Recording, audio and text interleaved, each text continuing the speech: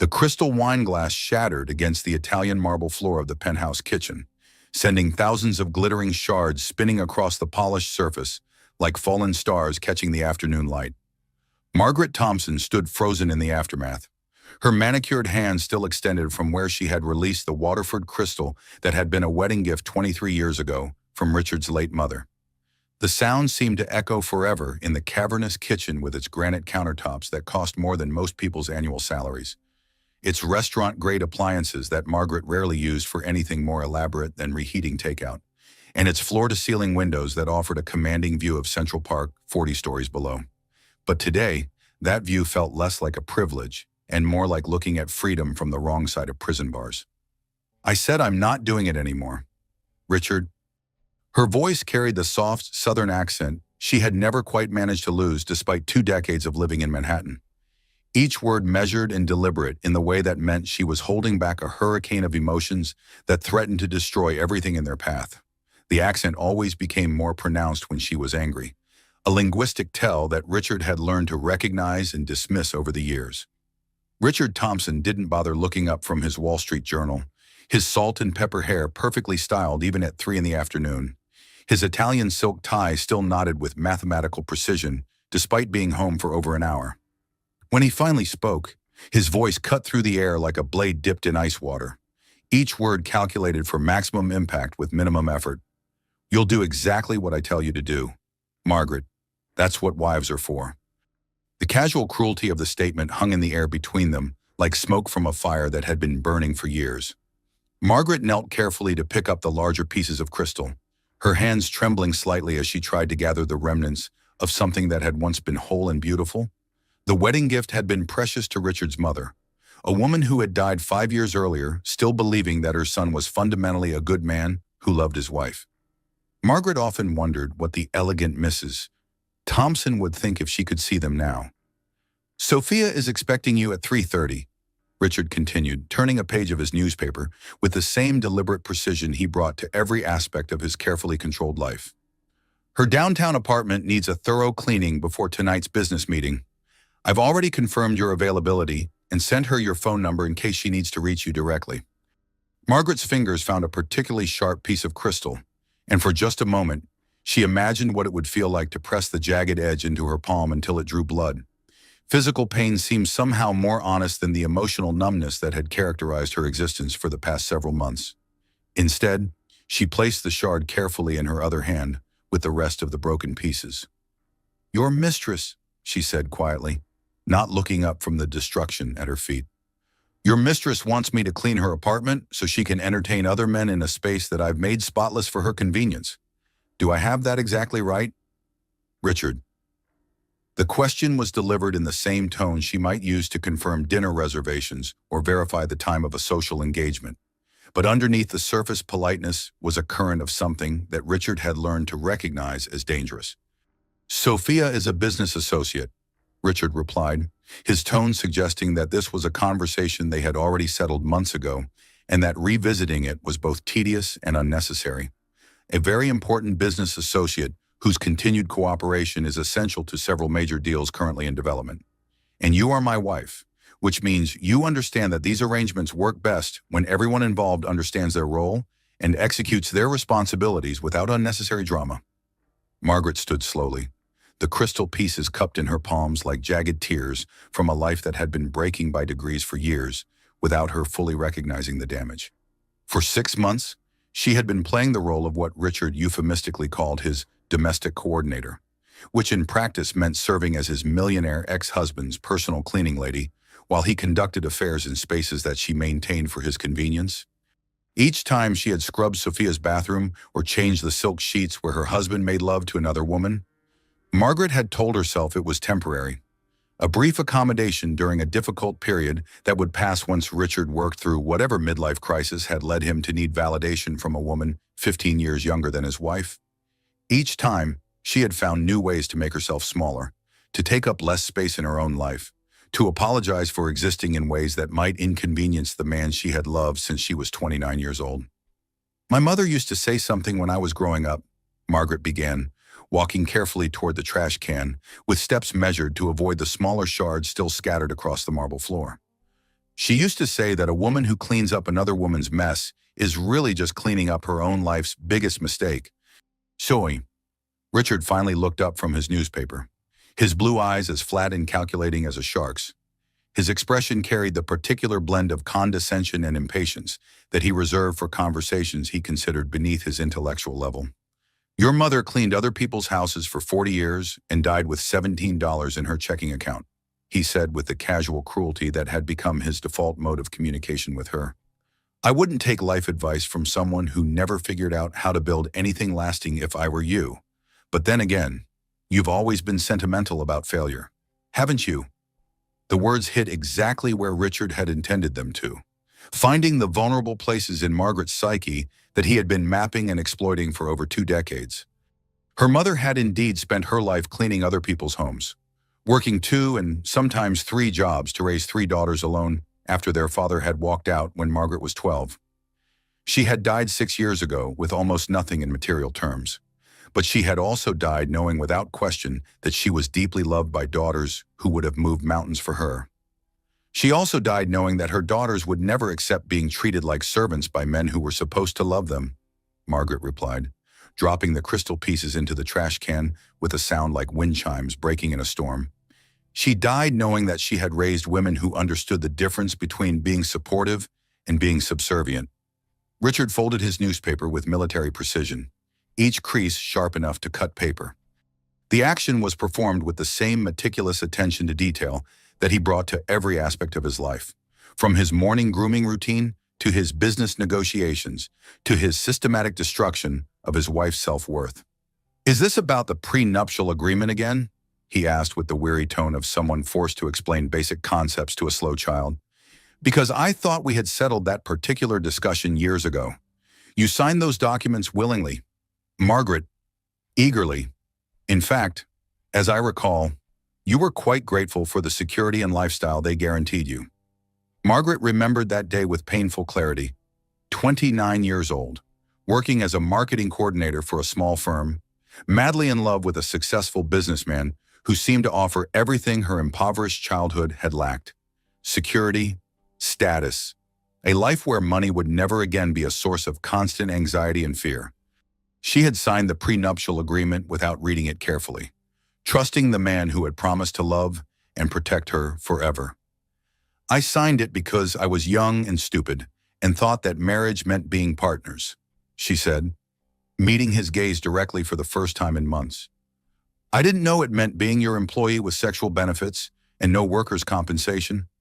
It means being practical about the realities of wealth and success, Richard replied, standing and straightening his silk tie with the same precision he brought to adjusting his stock portfolio. I built Thompson Industries from absolutely nothing. Margaret, I provide this lifestyle, this apartment, your credit cards, your social standing, everything that separates you from the life your mother lived. All I ask in return is that you handle certain domestic arrangements that smooth the path for business relationships that benefit both of us. Domestic arrangements. As if asking your wife to clean your mistress's apartment was morally equivalent to asking her to pick up dry cleaning or schedule dinner reservations. Margaret felt something fundamental shift inside her chest, like a door that had been locked for years, suddenly creaking open to reveal a room she had forgotten existed. And what happens when you decide you don't need a domestic coordinator anymore? She asked, her voice steadier than she had expected it to be. Richard paused in the kitchen doorway, and for just a moment, his carefully maintained mask slipped enough for Margaret to see something calculating and cold cross his features. It was the expression of a man running numbers in his head, calculating profit and loss statements for human relationships. That's a conversation for another day, he said finally. Right now, you have an appointment to keep, and Sophia doesn't appreciate being kept waiting. She's meeting with potential investors tonight, and first impressions matter in business. I trust you understand the importance of ensuring that everything is perfect. After Richard left for his office, Margaret stood alone in the kitchen that had never truly felt like hers despite 23 years of marriage.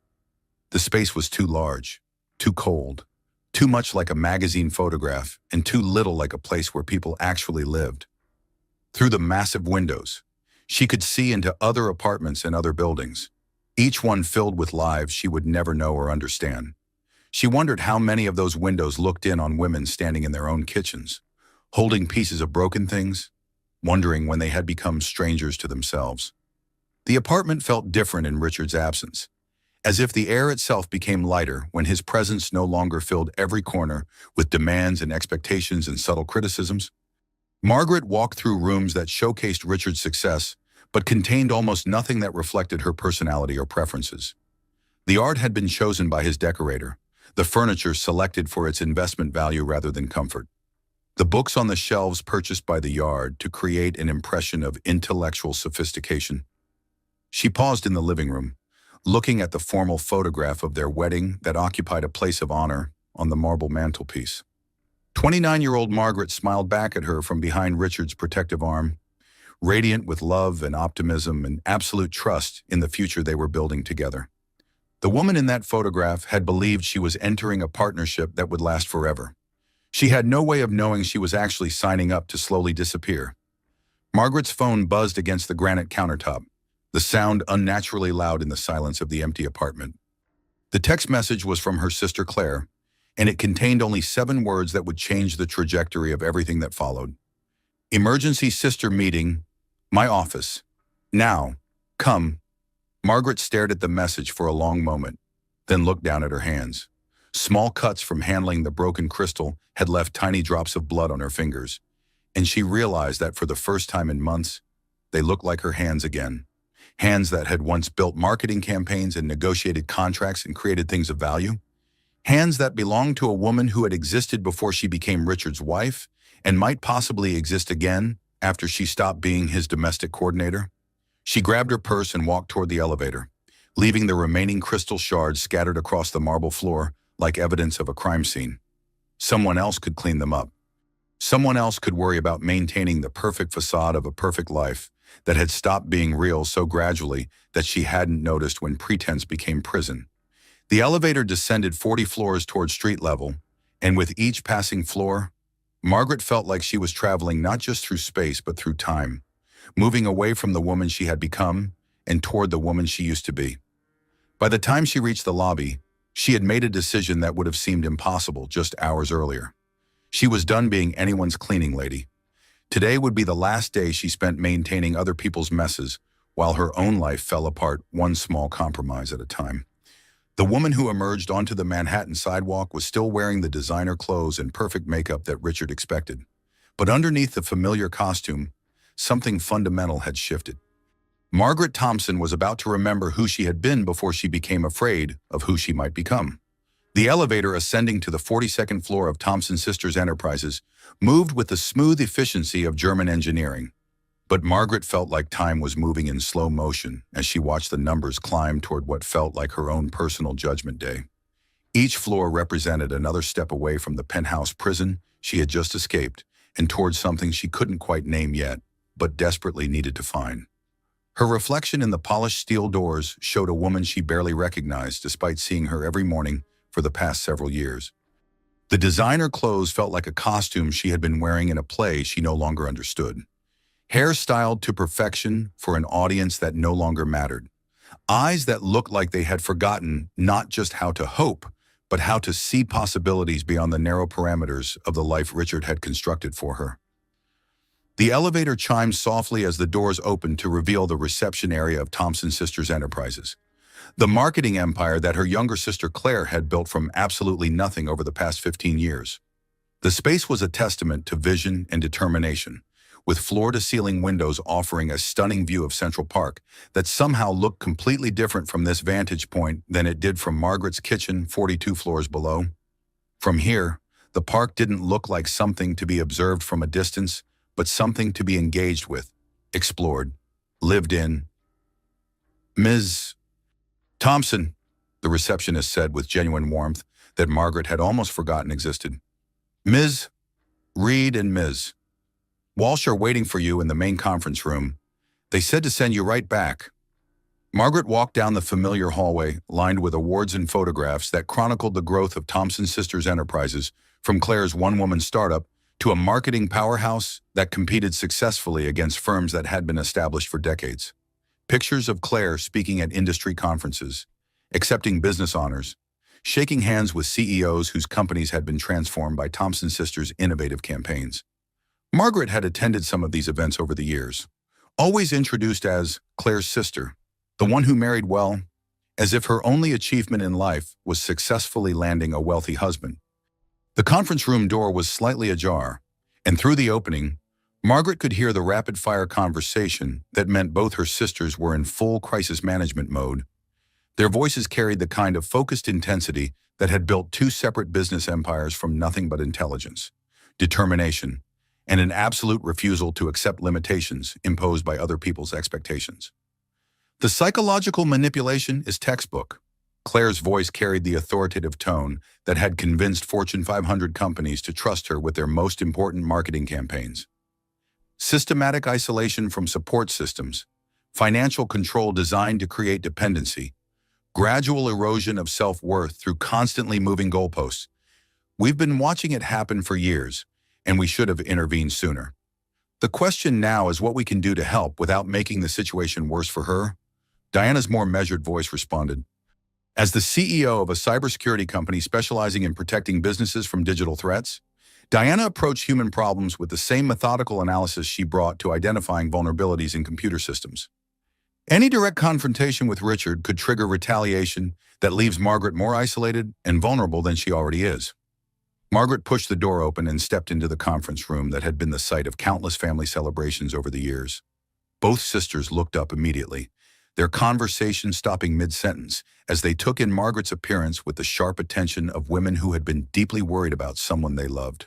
Claire, 45 years old and impeccably dressed in a Navy power suit that cost more than most people spent on their entire wardrobe, had the kind of commanding presence that filled rooms and convinced skeptical executives to trust her with campaigns worth millions of dollars.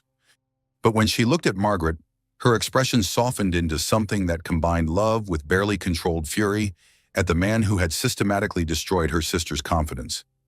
Diana, 48 and more quietly elegant in charcoal gray that complemented her silver hair, possessed the calm intensity of someone who spent her days solving complex technical problems that could bring down entire computer networks if handled incorrectly.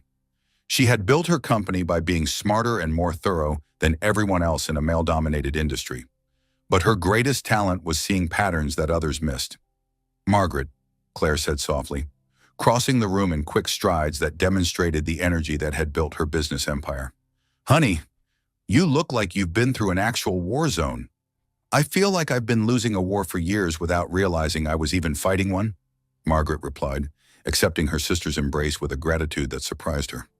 Physical affection had become so rare in her marriage that she had forgotten how much strength could be transferred through simple human contact. Diana joined them, creating a circle of three that had been Margaret's primary source of emotional support since childhood. Growing up as the middle sister in a household where money was always scarce and their father's absence was a constant source of pain, Margaret had learned to be the peacemaker, the one who smoothed over conflicts and made sure everyone felt heard and valued. It had been excellent training for marriage to a narcissistic ex-husband, though she hadn't understood that at the time. "Tell us exactly what happened today," Diana said, guiding Margaret to one of the leather chairs arranged around the conference table that had been the site of strategic planning sessions that had changed the trajectory of major corporations. "Claire said you sounded upset when you called, but she didn't give me details." Margaret found herself telling them everything, starting with the crystal wedding gift shattered against the marble floor and ending with Richard's casual demand that she clean Sophia's apartment before the evening's business meeting. She described 6 months of playing the role of her husband's domestic coordinator while he conducted affairs in spaces she made spotless for his convenience. 6 months of telling herself that accepting humiliation was a temporary sacrifice that would eventually restore their marriage to something resembling its former state. "Wait," Claire interrupted, her marketing mind immediately identifying the core issue that needed to be addressed before they could develop any effective strategy. "He's making you clean his mistress's apartment, like, actually clean it yourself, with cleaning supplies and scrubbing toilets and changing sheets." "Among other duties," Margaret said quietly, her voice carrying the shame that had been carefully cultivated through months of accepting treatment that would have been unthinkable to her just a few years earlier. "He calls it handling domestic arrangements. Says it's part of being a practical wife who understands how business relationships work in the real world." Diana's fingers drummed against the conference table, a habit left over from years of writing computer code that required absolute precision and attention to detail. "And you've been accepting this treatment for 6 months? I kept thinking it was temporary," Margaret said, hearing how pathetic the words sounded when spoken aloud in a room where two women had built business empires by refusing to accept limitations. "I kept believing that if I just went along with his requests, if I proved that I could be supportive and understanding, things would eventually go back to the way they used to be, that he would remember why he married me and why we were happy together for so many years." Claire and Diana exchanged a look that spoke volumes about conversations they had clearly been having without Margaret's knowledge. Conversations that probably included detailed analysis of Richard's behavior and growing concern about their sister's psychological state. "Honey," Claire said with the gentle tone she reserved for delivering difficult truths to clients who needed to hear them, "you've been married to a narcissistic ex-husband who just hasn't bothered to finalize the paperwork yet. The marriage you're trying to save ended years ago. You just weren't informed that it was over." The words hit Margaret like ice water, forcing her to confront a reality she had been avoiding through increasingly elaborate forms of self-deception. She had spent so much mental and emotional energy trying to save a marriage that she hadn't stopped to consider whether it was actually worth saving or whether the man she was fighting for still existed. "The financial abuse is completely textbook," Diana added, pulling up information on her laptop with the efficiency of someone who had been researching the subject extensively. "He's using your fear of poverty and social displacement to control your behavior, making you financially dependent on his approval while systematically destroying your sense of worth and capability." Margaret thought about the prenuptial agreement she had signed at 29, trusting and deeply in love and completely naive about the legal implications of the documents she was putting her signature to. She had never asked for a copy of those papers, never reviewed the terms that would govern her life in the event of divorce, never considered what would happen if the marriage ended badly rather than lasting forever as they had both promised it would. Richard handled all their finances with the iron control of a CFO managing a hostile takeover. He paid all the bills, made all the investment decisions, controlled access to all the accounts that funded their lifestyle. Margaret had credit cards and access to household accounts, but no real understanding of their total worth, how assets were protected, or what her legal rights might be if their marriage ended. "We're going to give him a choice," Diana continued, her voice taking on the strategic tone that had built her cybersecurity company from a startup working out of her apartment to a major player in corporate digital security. "He can start treating our sister with the respect and fairness she deserves, or we can systematically destroy his business empire piece by piece until there's nothing left but a very expensive pile of rubble." "You can't do that," Margaret protested with the automatic response of someone who had been trained to prioritize other people's comfort over her own basic rights. "Richard has connections throughout the city, relationships with people who could hurt your businesses if they wanted to retaliate. He's not just wealthy, he's strategically wealthy. He knows where all the bodies are buried because he helped bury most of them." Claire laughed, but there was no humor in the sound. It was the laugh of someone who had spent 15 years competing successfully against men who assumed that being female meant being weak, naive, or easily intimidated. "Margaret, honey, we didn't build our companies by being afraid of bullies," she said with the confidence of someone who had faced down hostile takeover attempts and emerged stronger than before. "We built them by being smarter than bullies, more strategic than bullies, and more ruthless than bullies when the situation required it. Richard Thompson is about to learn that he picked the wrong family to mess with." For the first time in months, Margaret felt something unfamiliar stirring in her chest, something that took her several moments to identify as hope. Not the desperate hope of someone clinging to illusions, but the practical hope of someone who suddenly understood that she had been fighting her battles alone when she actually had access to experienced allies with resources and expertise that matched or exceeded anything Richard could bring to bear. "What exactly are you thinking?" she asked, feeling like she was waking up from a years-long sleep.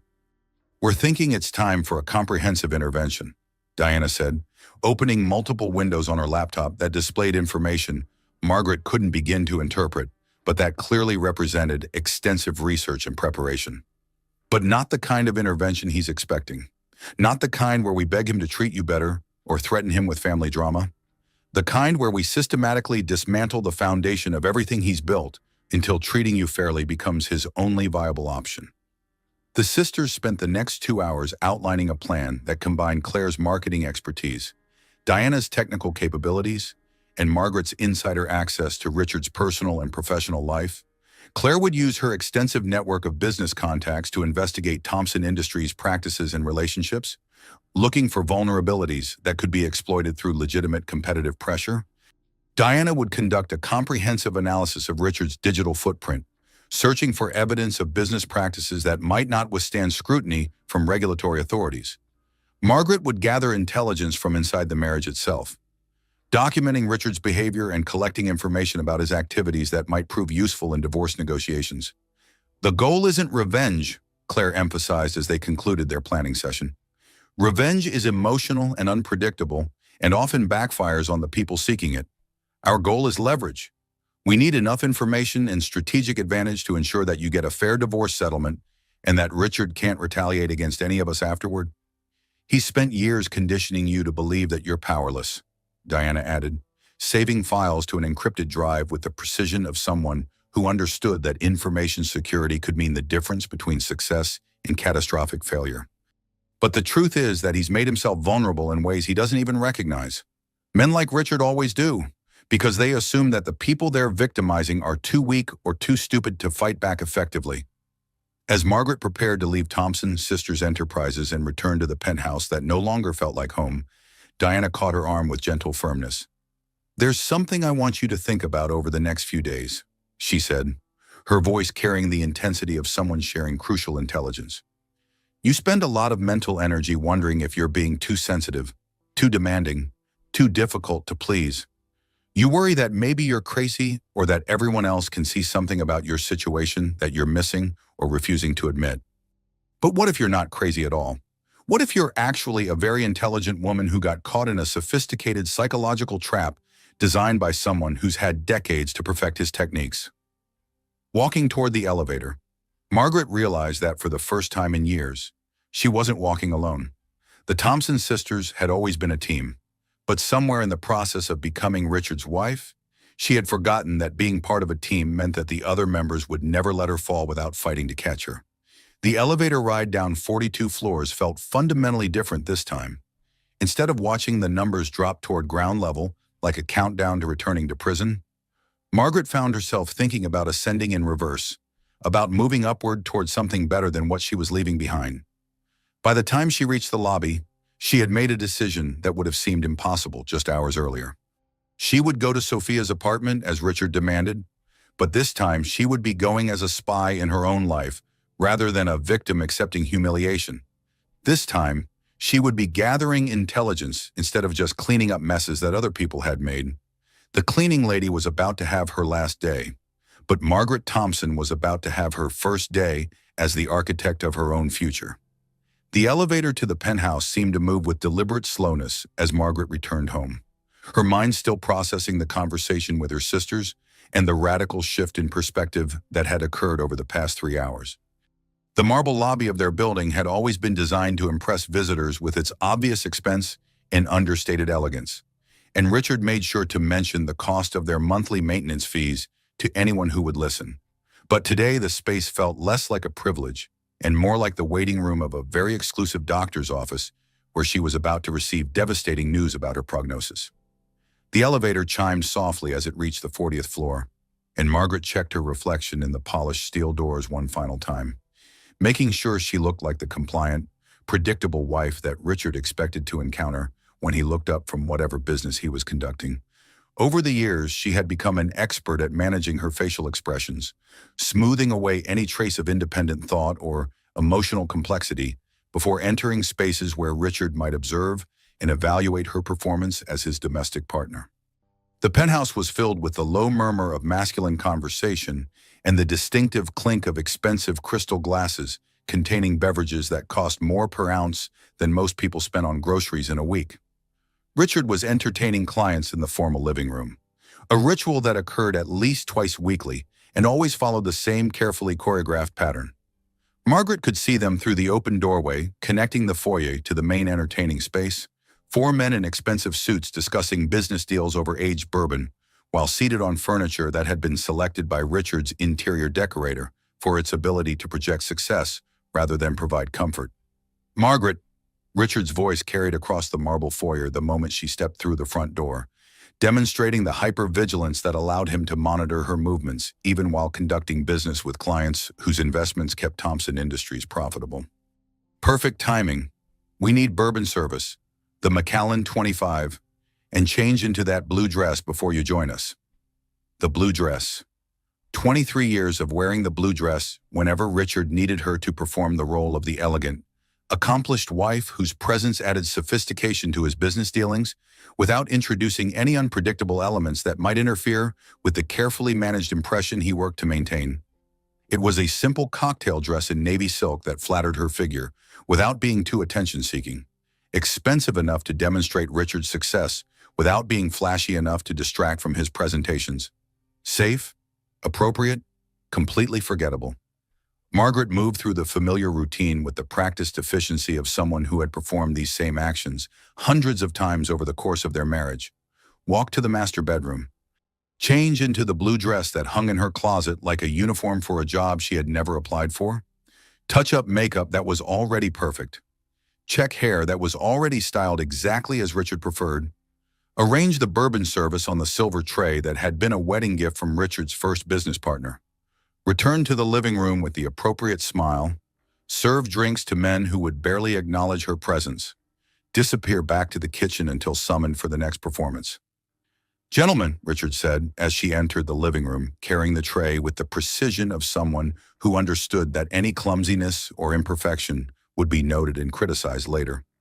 "You remember my wife, Margaret. She manages our domestic arrangements and keeps everything running smoothly behind the scenes. She manages our domestic arrangements. Not she's a former marketing executive with an MBA who gave up a promising career to support my professional ambitions. Not she's an intelligent woman whose insights and opinions have contributed to my success in ways that would be impossible to quantify. Not even she's my partner in building the life we share together. She manages domestic arrangements, like a very expensive piece of household equipment that required occasional acknowledgement, but no real consideration." "Mrs. Thompson." The clients nodded with the polite disinterest of men who had been trained to acknowledge wives as extensions of their husbands, rather than as independent human beings worthy of genuine attention. In their world, wives were pleasant background music, agreeable and decorative, but not requiring active listening or meaningful engagement. Margaret served the bourbon with the grace of someone who had been performing this role for decades, then began her retreat toward the kitchen as expected. But something made her pause in the doorway between the living room and the hallway, half hidden by shadows that allowed her to observe without being observed. Perhaps it was the conversation with her sister still echoing in her mind, or perhaps it was simply that she had reached some invisible psychological breaking point that made continued compliance impossible. Whatever the reason, instead of disappearing into the kitchen to wait for the next summons, she found herself listening to the business conversation with the focused attention of someone gathering intelligence rather than someone hiding from reality. The Henderson development deal should close next week, barring any unforeseen complications, one of the clients was saying as he savored bourbon that cost more per bottle than many people earned in a month. That represents another $12 million in development rights, assuming the zoning approvals proceed as anticipated.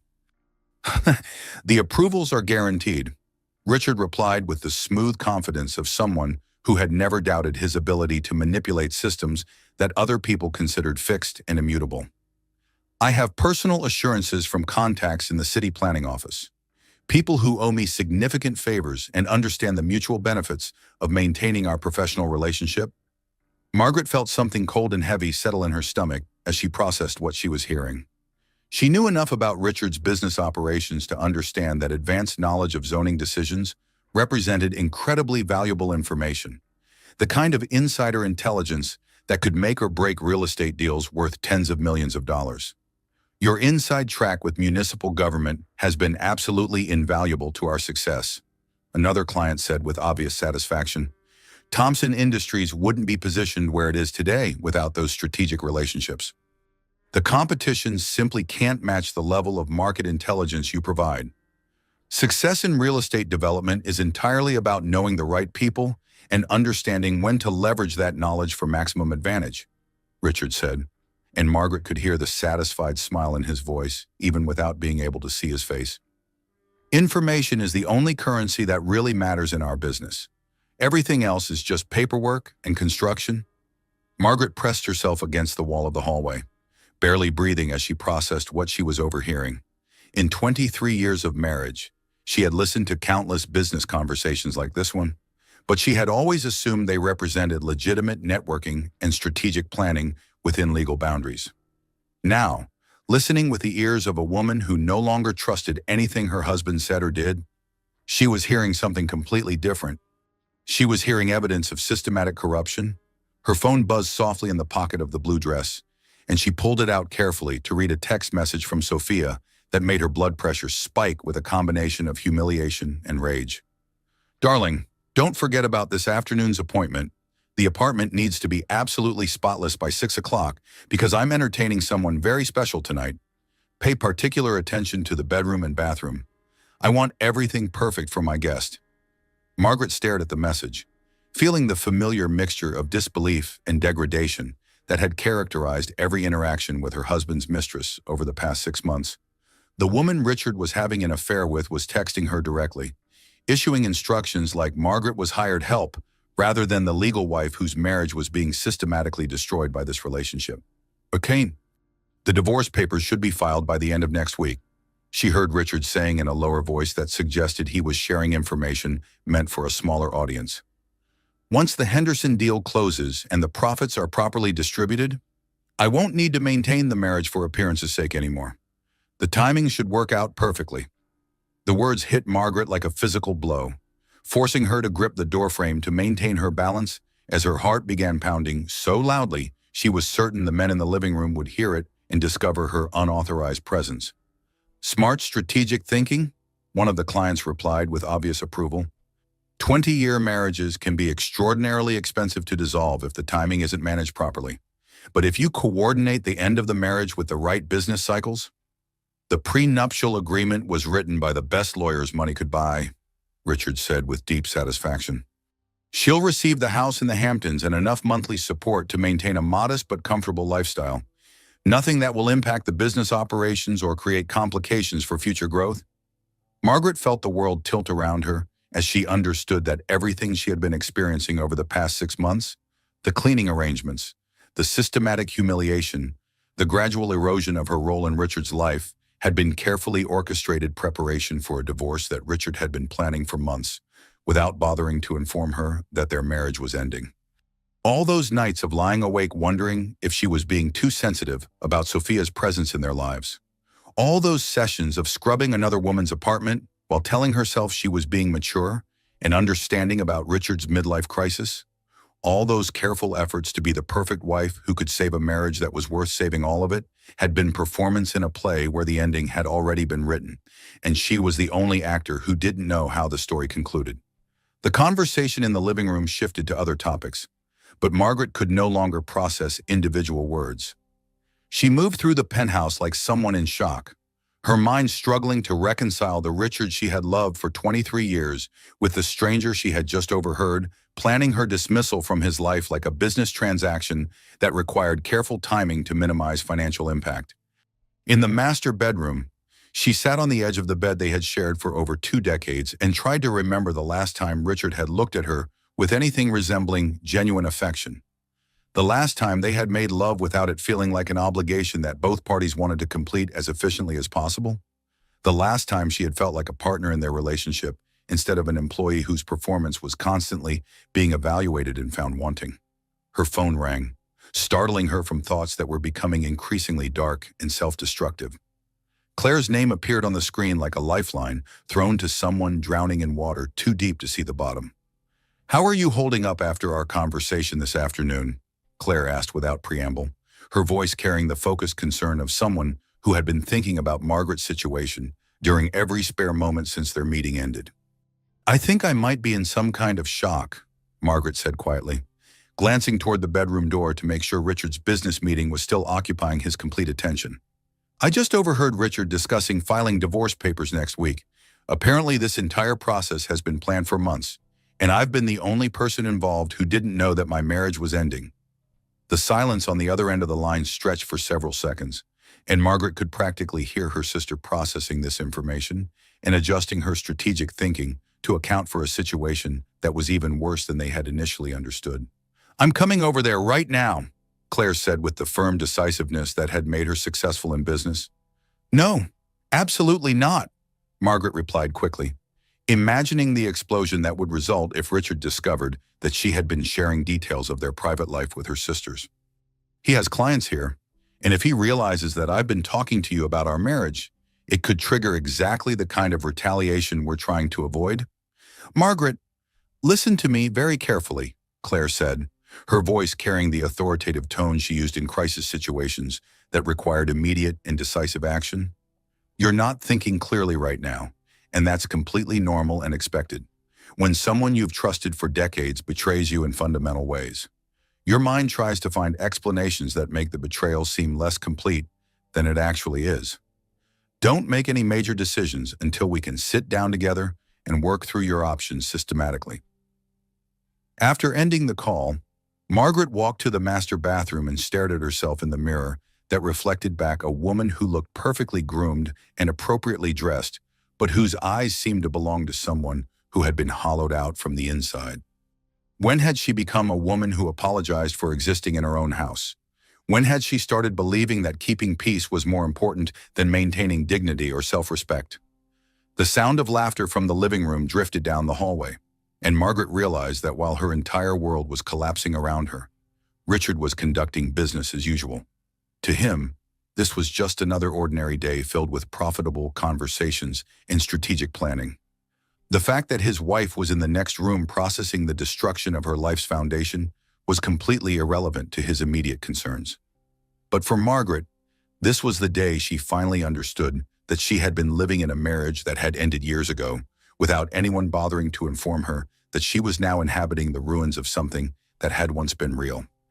The day she realized that the woman who had spent 23 years trying to be the perfect wife had actually been serving as an unpaid employee in a business relationship that was about to be terminated for efficiency reasons. Most importantly, it was the day she stopped being afraid of what her life might look like if she stopped accepting treatment that would have been unthinkable to the confident, capable woman she had been before she became Richard Thompson's wife.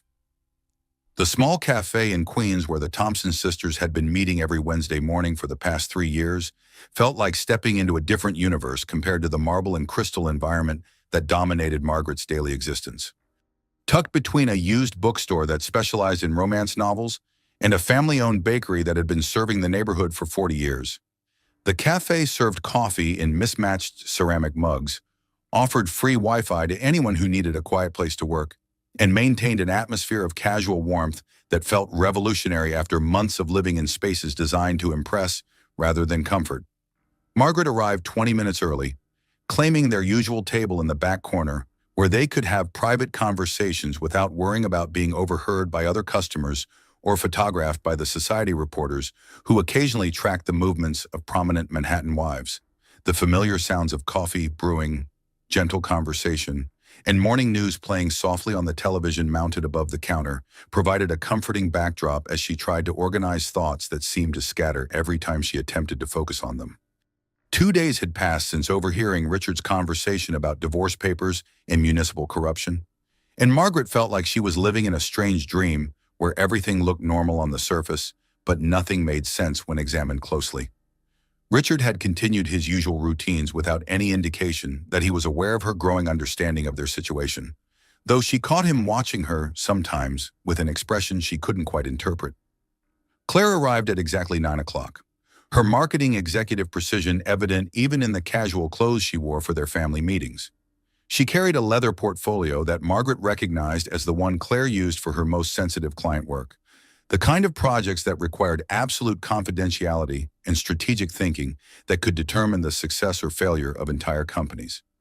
"I've been conducting research since our conversation yesterday," Claire said without preamble as she settled into the chair across from Margaret, her voice carrying the focused intensity that meant she had been working on this problem during every available moment.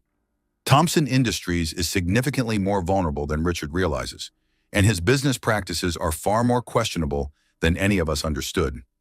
Diana joined them 15 minutes later, carrying a laptop bag and looking like someone who had been awake most of the night analyzing data patterns and digital security protocols.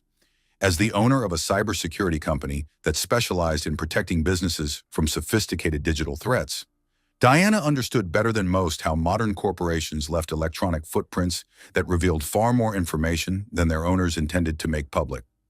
"Before we start sharing what we've discovered," Diana said as she opened her laptop and began connecting to secure networks that would protect their communications from potential surveillance, "I need to understand exactly how far you're willing to go with this investigation. Some of what we found could have serious legal implications for Richard, and once we cross certain lines, there's no going back to pretending we don't know what we know." Margaret looked at both her sisters, women who had built successful companies through intelligence, ethical business practices, and strategic thinking that consistently outmaneuvered competitors who underestimated their capabilities. Everything Richard claimed to value in business, but had achieved through methods that appeared to be fundamentally different from the approaches that had made Claire and Diana successful. "I want to understand the complete truth about what I'm dealing with before I make any decisions about my future," she said, surprised by how steady her voice sounded when she felt like everything inside her was trembling. "I need to know who I've actually been married to for 23 years. Not just the version of himself that Richard has chosen to show me." Claire opened her portfolio and spread several printed documents across the small table, each page covered with highlighting and handwritten notes that suggested extensive analysis and cross-referencing. "Thompson Industries' success depends heavily on advanced knowledge of city development plans and municipal zoning decisions," she began, her finger tracing connections between different pieces of information. "But what I've discovered through my industry contacts suggests that Richard isn't just receiving this information early, he's actively participating in creating the decisions that his clients profit from." Diana pulled up multiple windows on her laptop screen, each displaying different types of data that painted a comprehensive picture of digital communications and financial transactions spanning several years. "The electronic evidence is even more damaging," she said, turning her laptop so Margaret could see spreadsheets and email threads that looked like evidence in a criminal investigation. "Your home network automatically backs up to cloud servers that Thompson Industries pays for, which means I've been able to analyze years of Richard's business communications without technically accessing anything that doesn't belong to you as his legal spouse." Margaret stared at the screen, seeing her husband's business empire through completely new eyes. The data showed patterns of communication between Richard and city officials that suggested relationships far more intimate and financially motivated than anything that could be considered legitimate business networking. "How long have you been able to access this information?" she asked, feeling like Alice falling down a rabbit hole into a world where nothing was what it had appeared to be. "Since you first told us about the cleaning arrangement 6 months ago," Diana replied quietly. "I installed monitoring software on your home network to make sure Richard wasn't planning any financial maneuvers that could leave you completely vulnerable. I thought I was protecting you from ordinary divorce tactics. I had no idea I was documenting evidence of systematic criminal activity." Claire leaned forward, her expression serious. "Show her the municipal corruption timeline." Diana pulled up a new screen that displayed a chronological map of Richard's business activities correlated with city planning decisions over the past 5 years. The pattern was unmistakable strategic donations to city council members' campaigns, followed by favorable zoning decisions, expensive consulting contracts with planning department officials, followed by development approvals that benefited Richard's clients, luxury trips and entertainment expenses that corresponded exactly with municipal votes that made Thompson Industries investors millions of dollars. "He's not just predicting which neighborhoods will be developed," Claire explained, pointing to specific examples on the timeline.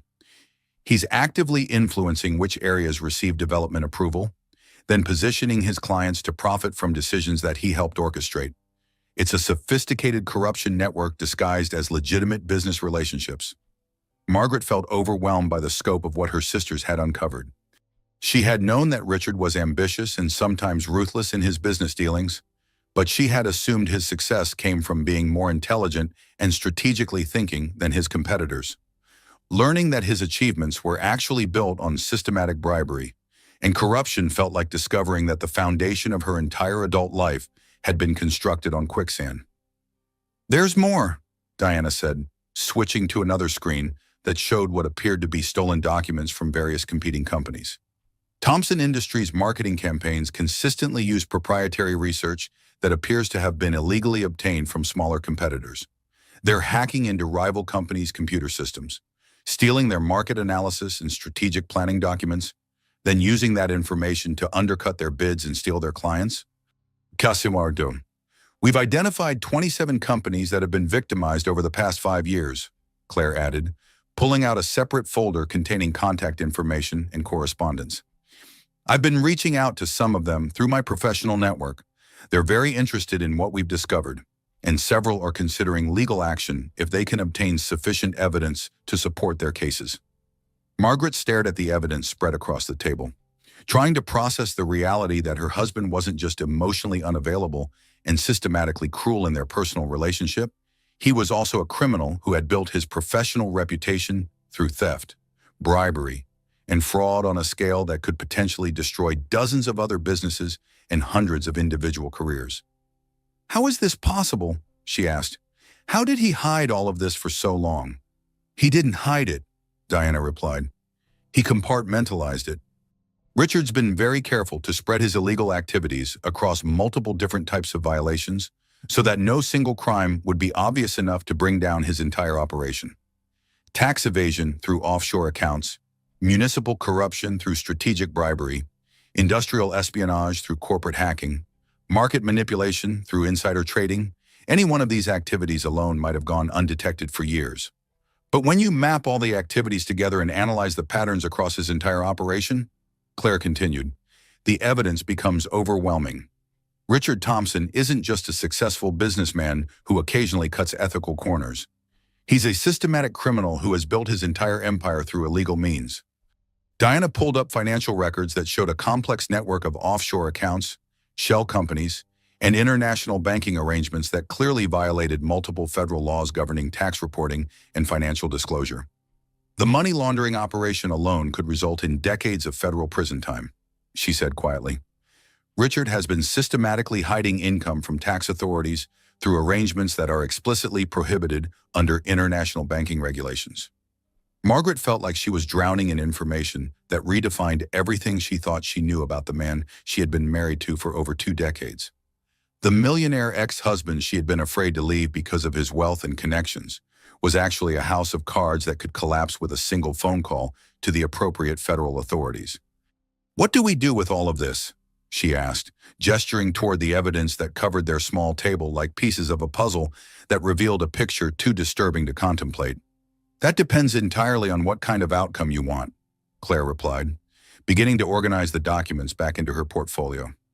"We can use this information as leverage to ensure that you receive a fair divorce settlement that recognizes your equal contribution to the marriage.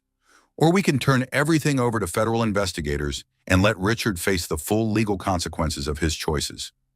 Or we can do both," Diana said with a slight smile that suggested she had been hoping Margaret would want to pursue the most comprehensive form of justice available. "There's no legal or ethical requirement that we choose between protecting your financial interests and ensuring that Richard's victims receive justice for the crimes he's committed against them." As they prepared to leave the cafe, Margaret felt something she hadn't experienced in years, the sense that she had real choices about her future, instead of just different ways to accept circumstances that other people had created for her. For so long, her life had felt like something that happened to her, rather than something she actively shaped through her own decisions and actions. "There's one more thing," Diana said as they gathered their materials. "Richard has been planning to blame some of his cyber crimes on our companies if he gets caught. He's been creating false digital evidence that would make it appear that Thomson Sisters Enterprises has been hacking Thomson Industries systems. But what he doesn't realize is that we've been recording his creation of that false evidence for months." Margaret stared at her sister, understanding that Richard's attempts to destroy Claire and Diana's businesses would actually provide additional evidence of his criminal intent and systematic dishonesty. "He's not just stealing from other companies and bribing city officials," she said slowly. "He's also trying to frame you for crimes he committed, which means that everything he's done to victimize other people, he was also planning to do to us," Claire said grimly. The man who convinced you that leaving him would be financial suicide was actually planning to destroy your entire family if we interfered with his criminal activities. That evening, as Margaret prepared for another dinner performance as the elegant wife, while Richard conducted business with people who appeared to be co-conspirators in various forms of fraud, she realized that her role in these social events had been more significant than she had understood. Every dinner party, every social function, every appearance as the devoted wife had provided cover and legitimacy for criminal activities that had victimized dozens of other people. She was no longer just gathering intelligence about her own situation. She was documenting evidence that could provide justice for every person and business that Richard had systematically robbed over the years. The cleaning lady was becoming a detective. But more than that, she was becoming an agent of justice in a story that was much larger than her own personal liberation.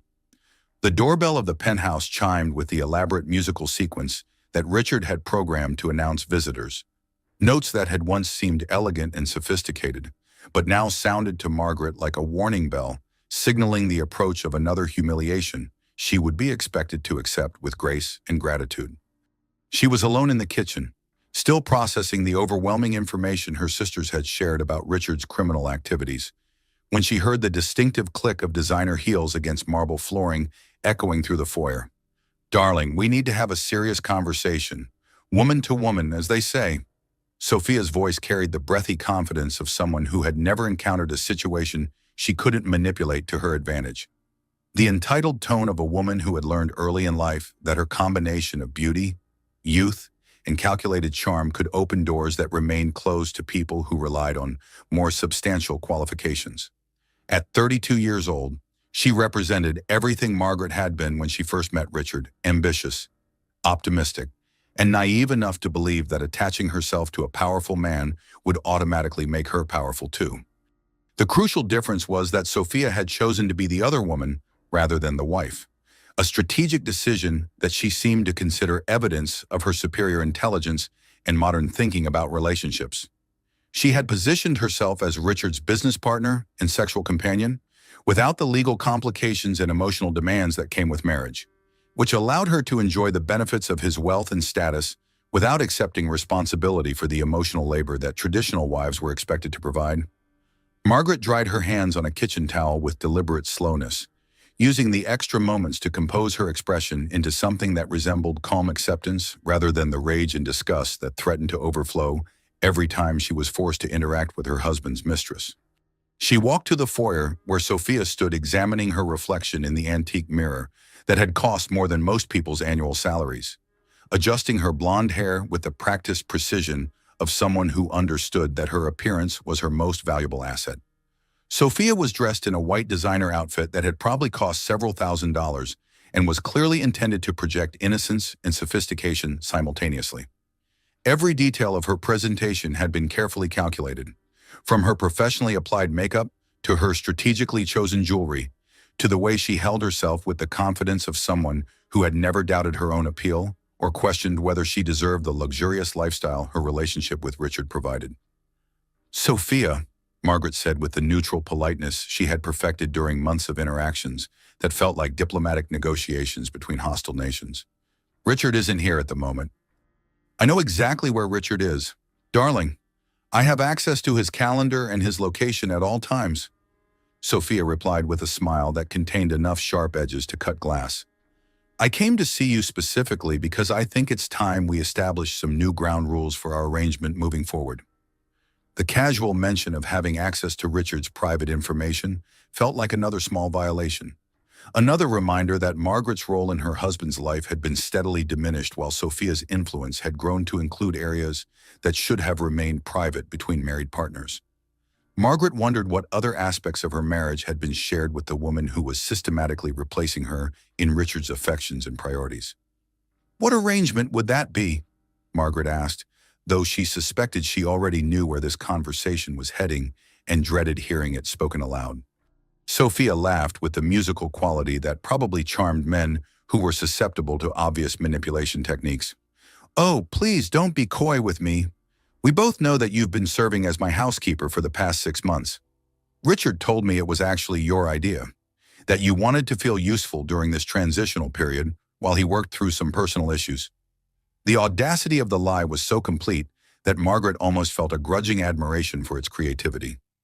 Richard had somehow convinced his mistress that his wife had volunteered to clean her apartment, transforming systematic humiliation into an act of generous service that reflected well on both his sensitivity to Margaret's emotional needs and her maturity in handling a difficult situation. "Is that the story he told you?" Margaret asked, genuinely curious about how Richard had managed to reframe her forced servitude as evidence of her willing cooperation with his extramarital activities.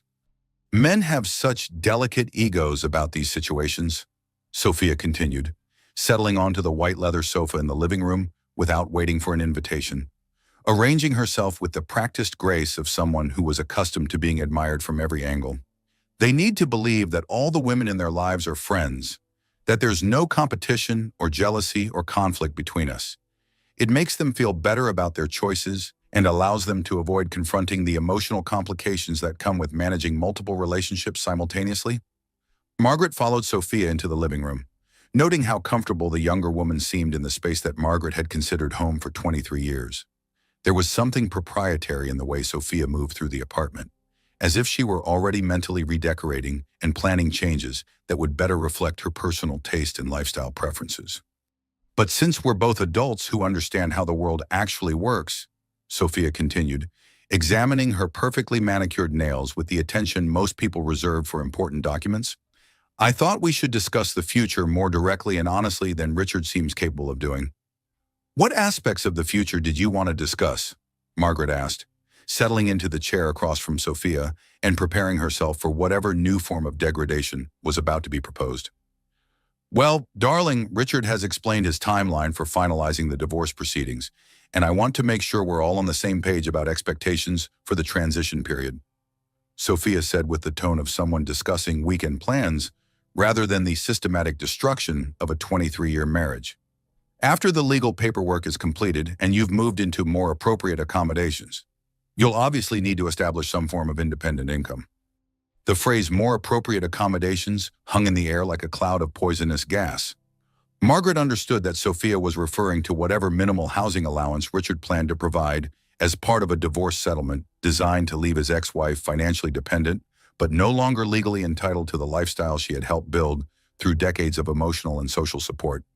"And frankly, given your limited work experience over the past 2 decades," Sophia continued with the false sympathy of someone offering to help solve a problem she had created, "you might want to consider turning your cleaning skills into something more permanent and financially sustainable." The words settled over Margaret like a blanket made of ice. Sophia was casually suggesting that she should become a professional cleaning lady after her divorce from a millionaire ex-husband, as if this represented a reasonable career transition rather than a deliberate attempt to ensure her continued humiliation in social isolation. "Think of it as job training," Sophia said, her voice taking on the tone of someone offering an extraordinarily generous favor. "You're already familiar with my standards and expectations, and I'm willing to provide references to help you build a client base. Several of Richard's business associates have lovely homes that could benefit from regular professional attention." Margaret stared at the woman who was outlining a future in which she would serve as domestic help for the social circle that had once considered her a peer. The casual cruelty of the proposal was breathtaking, but what made it truly devastating was the confidence with which Sophia delivered it, as if she genuinely believed that Margaret should be grateful for the opportunity to become a servant in the homes of people who had once invited her to dinner parties as an equal. "You'll need work experience and references if you want to find employment after the divorce," Sophia continued, apparently oblivious to the impact her words were having. "And let's be completely honest. Darling, what else are you qualified to do at this stage of your life? You've been out of the workforce for decades, and the business world has changed dramatically since you were last professionally active." Ibram. The systematic destruction of Margaret's confidence and prospects was being presented as practical career counseling, as if Sophia were a guidance counselor helping a struggling student identify realistic options rather than a predator planning the complete degradation of her rival. "Richard thinks you'd be perfect for domestic work," Sophia said, delivering the final insult with a smile that suggested she believed she was sharing good news. "You're thorough, discreet, and you already understand the importance of not gossiping about what you observe in people's homes. Plus, You're familiar with the lifestyle expectations of successful people, which would be valuable when working for Richard's social and business circle. Margaret found her voice, though it sounded strange and distant to her own ears. And you discussed this career plan with Richard. Of course, darling. We discuss everything together, Sophia replied. And the casual inclusion of herself in Richard's decision-making process was more damaging than any direct insult could have been. He's very concerned about your successful transition to independence, and we both want to make sure you land on your feet financially. Richard has always spoken so highly of your practical nature and your ability to adapt to changing circumstances. The "we" in that sentence represented the complete erasure of Margaret's role as Richard's primary partner and closest confidant. Sophia and Richard had been planning Margaret's post-divorce future together, mapping out a life that would keep her financially dependent while ensuring that she remained socially isolated and professionally marginalized. "How thoughtful of both of you to be so concerned about my welfare," Margaret said, her voice carrying an edge that Sophia was apparently too self-absorbed to detect. "I knew you'd understand," Sophia said with obvious satisfaction. "You've always been so reasonable about accepting reality, which is what Richard has always admired most about you. You're not one of those wives who creates unnecessary drama when circumstances change." After Sophia left, Margaret stood alone in the living room that no longer felt like her home, surrounded by furniture and art and decorative objects that represented a life she had never really owned. Everything beautiful and valuable in the apartment belonged to Richard, or had been chosen by Richard, or existed because Richard had deemed it appropriate for the image he wanted to project to the world. She walked to the master bathroom and stared at herself in the mirror that reflected back a woman who looked perfectly groomed and appropriately dressed, but whose eyes seemed to belong to someone who had been disappearing by degrees for years. When had she become a woman who accepted being discussed and planned for by other people as if she were property to be disposed of, rather than a person with agency and rights and the capacity to determine her own future? Her phone rang, and Claire's name appeared on the screen like a lifeline thrown to someone drowning in water too deep and dark to escape. "Emergency," Margaret said the moment she answered. "They want me to become their permanent cleaning lady. It's not just about cleaning Sophia's apartment anymore. They're planning my entire post-divorce career as domestic help for Richard's social circle." The silence on the other end of the line stretched for several seconds, and Margaret could practically hear her sister's mind working to process information that was even worse than they had prepared for. "We're coming over right now," Claire said with the decisive tone that had built her marketing empire. "Richard isn't here, and he won't be back until after 9 tonight," Margaret said, glancing at the calendar that governed their social schedule like a military operation. "Good. Diana and I have been analyzing the information we gathered yesterday, and there are some things we need to show you that will change how you think about everything that's been happening." 45 minutes later, both sisters sat in Margaret's living room with their laptops open and expressions that combined fury at Richard's behavior with determination to ensure that his plans for Margaret's future would never come to pass. "We need to tell you about something we discovered when we were analyzing Richard's digital communications," Diana said without preamble, her voice carrying the focused intensity of someone who had spent hours uncovering information that revealed the true scope of Richard's systematic planning. The cleaning arrangement with Sophia wasn't spontaneous humiliation or evidence of Richard's midlife crisis. It was carefully designed psychological manipulation intended to establish a legal pattern of your accepting, subservient behavior. Margaret felt the room seem to tilt around her as she processed what Diana was telling her. "What do you mean Richard has been building a legal case that you're psychologically dependent on his guidance and direction?" Claire explained, pulling up documents on her laptop that looked like legal strategy memos. "If he can demonstrate to a divorce court that you willingly performed domestic services for his business associates over an extended period, it supports his argument that you're incapable of independent decision-making and require long-term supervision rather than equal treatment as a competent adult. Which completely changes the divorce settlement calculations," Diana continued, showing Margaret financial projections that painted a devastating picture of her post-divorce prospects under different legal scenarios. "Instead of alimony that recognizes your equal contribution to building the wealth you shared during your marriage, you would receive supervised assistance that Richard would control and that could be terminated at his discretion." Margaret stared at her sisters. Finally understanding that every humiliation of the past 6 months had been calculated to destroy not just her emotional stability and self-respect, but her legal standing as an equal partner in the marriage that was about to be dissolved. Every time you cleaned Sophia's apartment, every time you accepted treatment that diminished your status relative to Richard's, you were unknowingly providing evidence that could be used to argue that you're not competent to manage your own financial affairs, Claire explained. Richard's been playing a very sophisticated legal game while making you think you were just trying to save your marriage.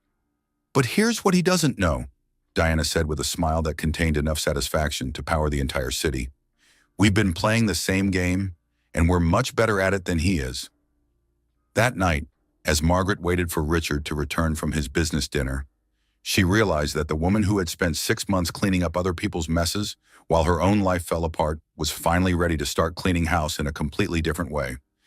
The cleaning lady was about to become the architect of justice, and Richard Thompson was about to discover that he had seriously underestimated the intelligence and determination of the women he had spent years systematically undervaluing.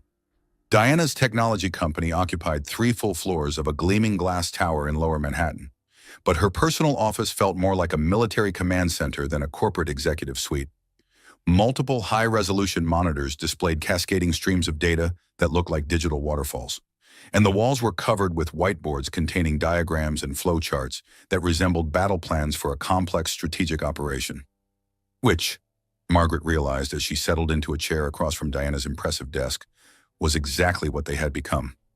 I've been conducting a comprehensive analysis of Thompson Industries' digital infrastructure for the past 72 hours, Diana said, her fingers moving across 3 separate keyboards with the fluid precision of a concert pianist performing a challenging piece of music.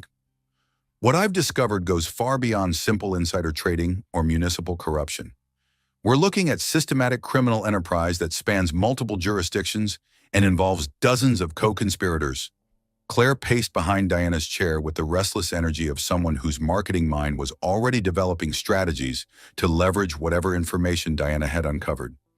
Margaret sat quietly, still processing the previous day's conversation with Sophia and the devastating realization that her months of accepting humiliation had been carefully orchestrated to support Richard's legal strategy for leaving her financially dependent and socially isolated.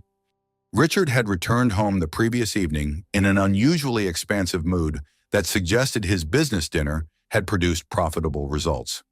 He hadn't asked about Margaret's day or shown any interest in her emotional state, which was fortunate since she wasn't sure she could have concealed her growing understanding of the scope of his deception and manipulation.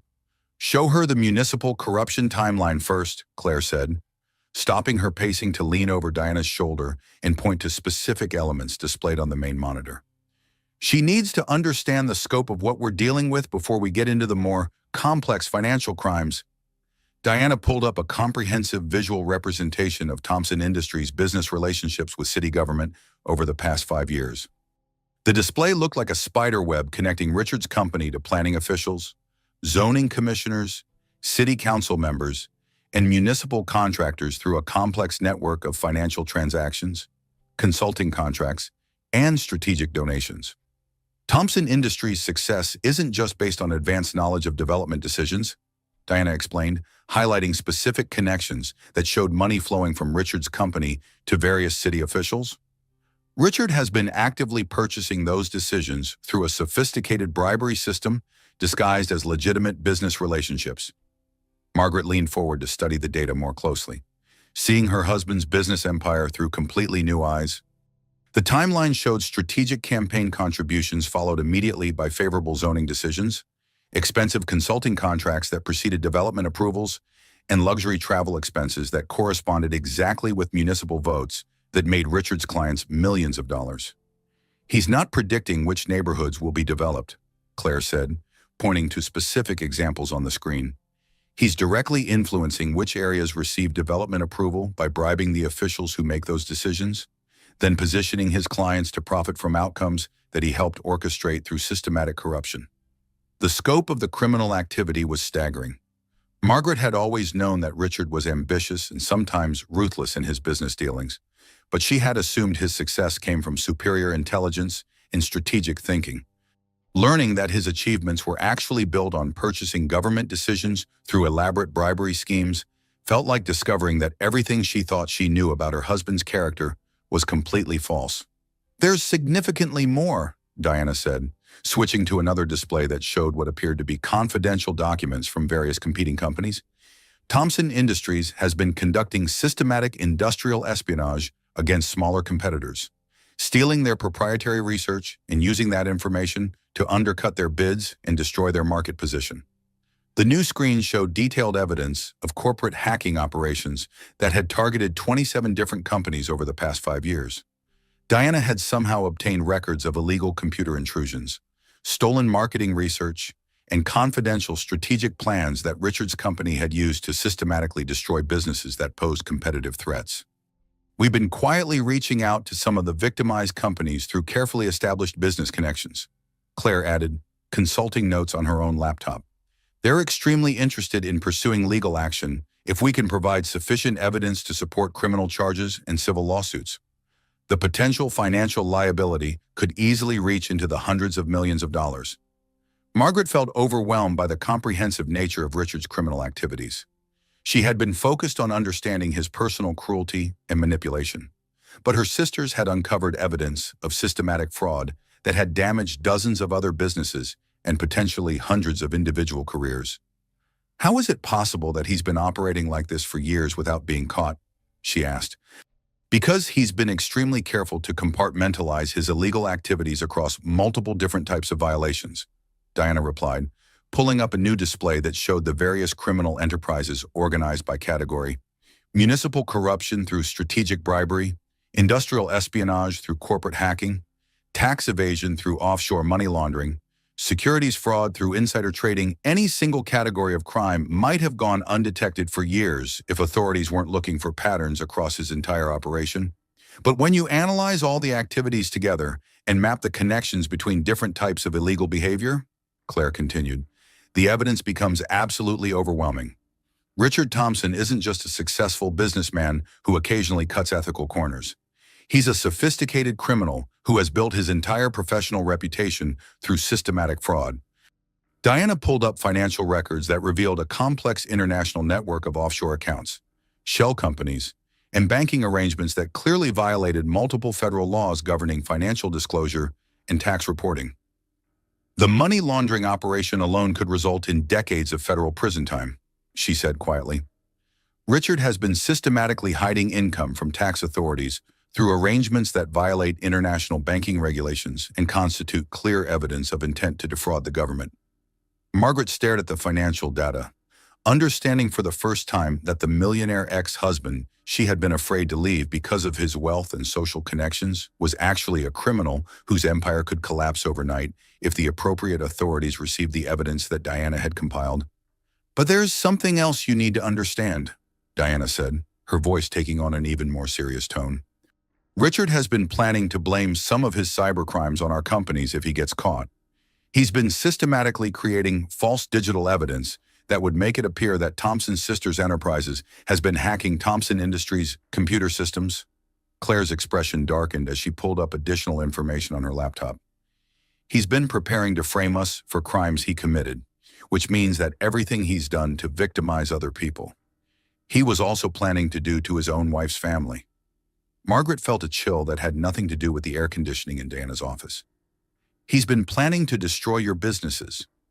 He's been creating fabricated server logs, false communication records, and fake evidence of computer intrusions that would support criminal charges against both of our companies," Diana explained, showing Margaret examples of the fraudulent evidence Richard had been constructing.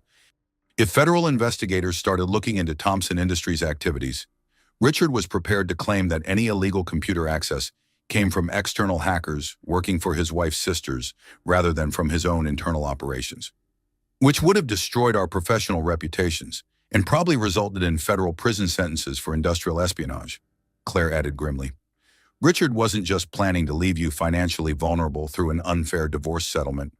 He was also preparing to eliminate your primary sources of emotional and financial support by framing Diana and me for crimes we didn't commit." Margaret stared at her sisters, Understanding that Richard's systematic cruelty extended far beyond their marriage to encompass a deliberate plan to destroy everyone who might help her recover from the divorce he was planning. The man she had loved for 23 years had been preparing to send her sisters to federal prison to ensure that she would have no one to turn to for assistance after he discarded her. But here's what he doesn't know, Diana said with a smile that suggested she had been saving the best information for last. We've been recording his creation of false evidence for months. Every fabricated document, every manipulated server log, every piece of fraudulent evidence he's been preparing to use against us has been automatically copied to our secure servers, which means we have comprehensive proof of his intent to frame us for crimes he committed, Claire added with deep satisfaction. Richard Thompson is about to learn that you don't survive in business by underestimating your opponents, and he has systematically underestimated every woman in his life. Diana pulled up a new screen that showed real-time monitoring of Thompson Industries' computer networks. We've also been tracking his current business activities through the same home network access that he doesn't know we have. Want to see what he's planning for this week? The screen displayed Richard's calendar, email communications, and business documents, painting a picture of ongoing criminal activity that included another major bribery scheme scheduled to close within days. The Henderson development deal that he mentioned to his clients last week involves $17 million in illegal payments to city officials, Diana explained, highlighting specific transactions and communications. If that deal closes as scheduled, it will constitute the largest single act of municipal corruption in New York City history. Margaret felt like she was watching her husband's entire life being dissected by experts who understood his methods better than he understood them himself. The Richard who had seemed so powerful and intimidating just days earlier now looked like a criminal who had been operating successfully only because no one with the right skills had bothered to investigate his activities thoroughly. What do we do with all of this information? She asked, gesturing toward the comprehensive evidence that covered Diana's multiple monitors like a digital indictment. That depends entirely on what kind of outcome you want to achieve, Claire replied, beginning to organize printed copies of the most damaging evidence into files that looked like legal documents. We can use this information as leverage to ensure that you receive a divorce settlement that reflects your actual legal rights rather than the minimal support Richard is planning to offer. Or we can provide everything to federal investigators and let Richard face the full legal consequences of his criminal activities. Or we can pursue both approaches simultaneously, Diana said with obvious enthusiasm for the most comprehensive form of justice available. There's no legal requirement that we choose between protecting your financial interests and ensuring that Richard's victims receive justice for the crimes he's committed against them over the years. Margaret looked at the evidence that could potentially send her husband to federal prison for decades, thinking about all the businesses he had destroyed, all the people whose careers had been damaged by his systematic theft and fraud, all the taxpayers who had been cheated by his corruption of municipal government. How quickly could federal investigators act if they received this information? She asked. With evidence this comprehensive and well-documented, they could probably obtain search warrants and make arrests within days, Diana replied. White-collar crime prosecutions usually take months or years to develop because gathering evidence is so difficult, but we've essentially done all their investigative work for them. The challenge will be timing the release of information to maximize the impact while ensuring your safety, Claire added. Richard is going to be extremely dangerous when he realizes that his criminal empire is collapsing. We need to make sure you're protected before he discovers what we've been doing. As they prepared to leave Diana's office, Margaret felt the same sense of power and possibility that had characterized her conversation with her sisters earlier in the week, but magnified by the comprehensive nature of the evidence they had gathered. She was no longer just a woman trying to escape a bad marriage. She was someone who could provide justice for dozens of victims of systematic criminal activity. There's one more thing, Diana said as they gathered their materials. Richard's been planning to accelerate his timeline for filing divorce papers. Based on his communications with his lawyers, he's going to try to finalize everything before the end of this week. Which means we need to move quickly, Claire said. If he files first and establishes the legal framework for the divorce on his terms, it becomes much more difficult to ensure that you receive fair treatment, Margaret nodded, understanding that they had reached the point where careful planning needed to give way to decisive action. The woman who had spent months accepting humiliation while trying to save a marriage that had ended years earlier was about to become the catalyst for bringing down a criminal empire that had victimized dozens of innocent people. "I want to do everything," she said quietly. "I want a fair divorce settlement that recognizes my contribution to our marriage. And I want Richard to face justice for all the people he's hurt over the years. But most importantly, I want to make sure he can never do this to anyone else." Diana and Claire exchanged a look that suggested they had been hoping Margaret would choose the most comprehensive approach to dealing with Richard's crimes. "Then we need to start making phone calls," Claire said with the satisfied expression of someone who had been waiting years for the opportunity to destroy a man who had systematically undervalued and abused her sister. The cleaning lady was about to become the key witness in the largest white-collar crime prosecution in New York City history. But more importantly, Margaret Thompson was finally ready to stop accepting the limited life that other people had planned for her and start building the future she actually deserved. The phone in Margaret's penthouse kitchen began ringing at 6:37 in the morning, the sharp electronic sound cutting through the pre-dawn silence like an alarm announcing the beginning of a war that had been planned for months but was only now moving into its active phase. Margaret was already awake, sitting at the breakfast table with coffee that had grown cold while she rehearsed conversations she would need to have over the next several hours. Conversations that would determine whether Richard's criminal empire would continue victimizing innocent people or would finally face the justice it had avoided for years. The caller ID showed Claire's number, though Margaret had been expecting the call since before sunrise. Her sisters had spent most of the previous evening coordinating with federal investigators, business journalists, and legal experts to ensure that their counterattack against Richard's operations would be comprehensive enough to prevent him from escaping consequences through legal technicalities or political connections. "The FBI wants to move today," Claire said without preamble, her voice carrying the focused intensity of someone who had been awake most of the night, managing details that could determine the success or failure of their entire operation. "They've reviewed all the evidence Diana compiled, and they're convinced that waiting any longer could result in Richard destroying documentation or transferring assets to offshore accounts that would be impossible to recover." Margaret felt her stomach clench with a mixture of anticipation and terror. For months, she had been living in a state of suspended animation, accepting degradation while secretly hoping that something would change to restore her marriage to its former state. Now she was about to become the primary catalyst for changing everything, but in ways that would make returning to her previous life completely impossible. "What exactly happens today?" she asked, surprised by how steady her voice sounded when everything inside her felt like it was vibrating with nervous energy. "Multiple coordinated actions across several different fronts," Claire replied, and Margaret could hear papers shuffling as her sister consulted notes that probably contained enough information to fill a legal brief. FBI raids on Thompson Industries offices and several city government buildings, arrests of Richard and his primary co-conspirators, emergency freezing of all business and personal accounts pending investigation, and seizure of electronic records that will provide evidence for prosecutions that could continue for years. Margaret walked to the window that overlooked Central Park, watching early morning joggers and dog walkers beginning their daily routines in a world that seemed completely normal, despite being about to change in ways that would affect dozens of families and businesses throughout the city. "Where is Richard right now?" she asked, realizing that she had no idea whether her husband was still asleep in their bedroom or had already left for the office where federal agents would soon be executing search warrants. According to the electronic surveillance Diana has been maintaining, he left for his office 45 minutes ago for what he thinks is a routine breakfast meeting with potential investors. Claire replied, "He has no idea that the people he's meeting with are actually undercover federal agents who have been building this case for the past week." Margaret felt a strange mixture of relief and sadness. Relief that Richard would be arrested away from their home, sparing her the trauma of watching federal agents handcuff her husband in their bedroom. Sadness that 23 years of marriage was ending with her husband being led away in handcuffs by law enforcement officers, rather than with the kind of mutual respect and shared memories that should characterize the conclusion of a long relationship. "What do I need to do?" she asked. "For the next several hours, absolutely nothing except stay safe and let federal agents secure all the evidence," Claire replied. "Diana will be coordinating with the FBI's Computer Crimes Unit to ensure that all digital evidence is properly preserved and authenticated.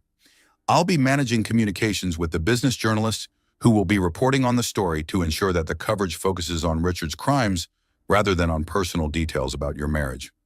And after that, You start building the life you actually want, instead of the life that other people have been planning for you. 2 hours later, Margaret sat in her living room watching cable news reports that made her feel like she was observing events happening to someone else, rather than experiencing the collapse of her own life's foundation. The television screen showed federal agents carrying boxes of evidence from Thompson Industries offices, while reporters described allegations of municipal corruption and corporate fraud that could result in prison sentences measured in decades rather than years. This is a developing story about what federal prosecutors are calling one of the largest white-collar crime investigations in New York City history. The news anchor announced as footage of Richard being led away in handcuffs played on screen. Richard Thompson, CEO of Thompson Industries, has been arrested on charges including bribery, money laundering, securities fraud, and conspiracy to defraud municipal government. Margaret stared at the image of her husband in handcuffs, trying to reconcile the confident businessman she had been married to for 23 years with the criminal who was now facing federal charges that could keep him in prison for the rest of his life. The Richard on the television screen looked smaller and more vulnerable than the man who had systematically controlled every aspect of her existence for decades. Her phone rang continuously as friends, acquaintances, and reporters attempted to reach her for comments about the arrest. But Margaret had been advised by the federal prosecutors to avoid speaking with anyone except her legal representatives until the investigation was complete. The isolation felt strange after years of being constantly available to manage Richard's social and business relationships, but it also felt like freedom from obligations that had never truly been hers to begin with. Diana arrived at the penthouse in the early afternoon, carrying laptop computers and looking like someone who had been coordinating complex technical operations for hours without rest. "The digital evidence seizure is proceeding better than we hoped," she said, settling into Margaret's living room with the efficient movements of someone managing multiple urgent priorities simultaneously. Richard's attempts to delete files and destroy records have actually provided additional evidence of obstruction of justice and consciousness of guilt. "He's been trying to destroy evidence," Margaret asked, frantically, "for the past 6 hours. Diana replied with obvious satisfaction. "But what he doesn't understand is that deleting files from his office computers doesn't affect the backup copies that have been automatically stored on servers that we've had access to for months. Every document he's tried to destroy has been preserved, and his efforts to eliminate evidence have been recorded as additional criminal activity." Claire joined them an hour later, carrying newspapers and printed articles that showed how quickly the story was spreading through business and political circles throughout the city. "The media coverage is focusing exactly where we want it to focus," she said, spreading the publications across Margaret's coffee table. "Richard's business crimes and political corruption, rather than personal details about your marriage or speculation about your role in the investigation."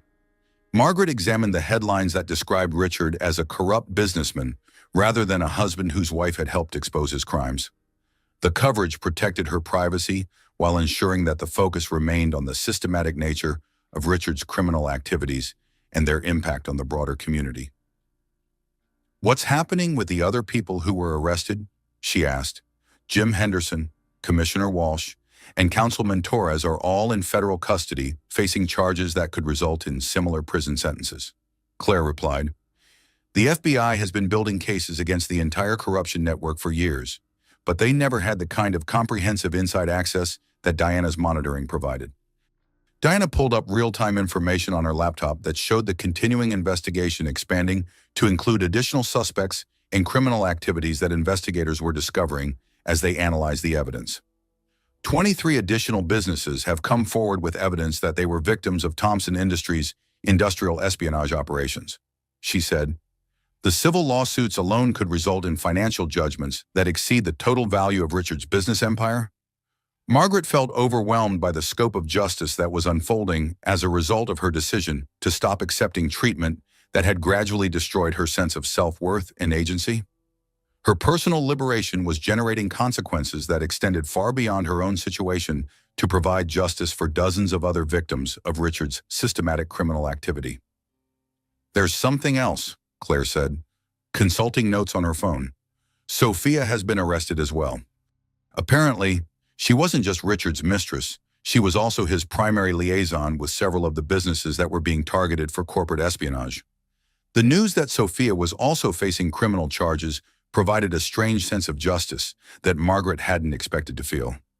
The woman who had treated her as hired help while planning her post-divorce career as a domestic servant was actually a criminal who had been profiting from illegal activities while pretending to be merely Richard's romantic companion. So when she was instructing me on how to clean her apartment, she was actually coordinating computer crimes from the same location. Margaret asked. According to the evidence the FBI seized from her apartment, she was using her relationship with Richard as cover for managing industrial espionage operations that generated millions of dollars in illegal profits. Diana replied, "The apartment you were cleaning was actually a criminal headquarters disguised as a luxury residence." Margaret thought about all the hours she had spent scrubbing bathrooms and changing sheets in a space that was being used to coordinate systematic theft from other businesses, adding another layer of violation to experiences that had already felt degrading beyond description. As evening approached and the initial wave of arrests and evidence seizures concluded, Margaret found herself alone in the penthouse that no longer felt like a prison, but didn't yet feel like home either. The news coverage continued on every channel, but the focus was shifting from breaking news to analysis of the long-term implications of the corruption network that had been exposed. Her phone rang, and she was surprised to see Richard's name on the caller ID. Federal detention centers apparently allowed limited phone access for prisoners who had not yet been convicted, though she couldn't imagine what Richard might want to say to her after everything that had happened. "I underestimated you," he said when she answered, his voice carrying none of the confidence and authority that had characterized their conversations throughout their marriage. "I underestimated all of you. You underestimated women in general," Margaret replied, surprised by how calm she felt.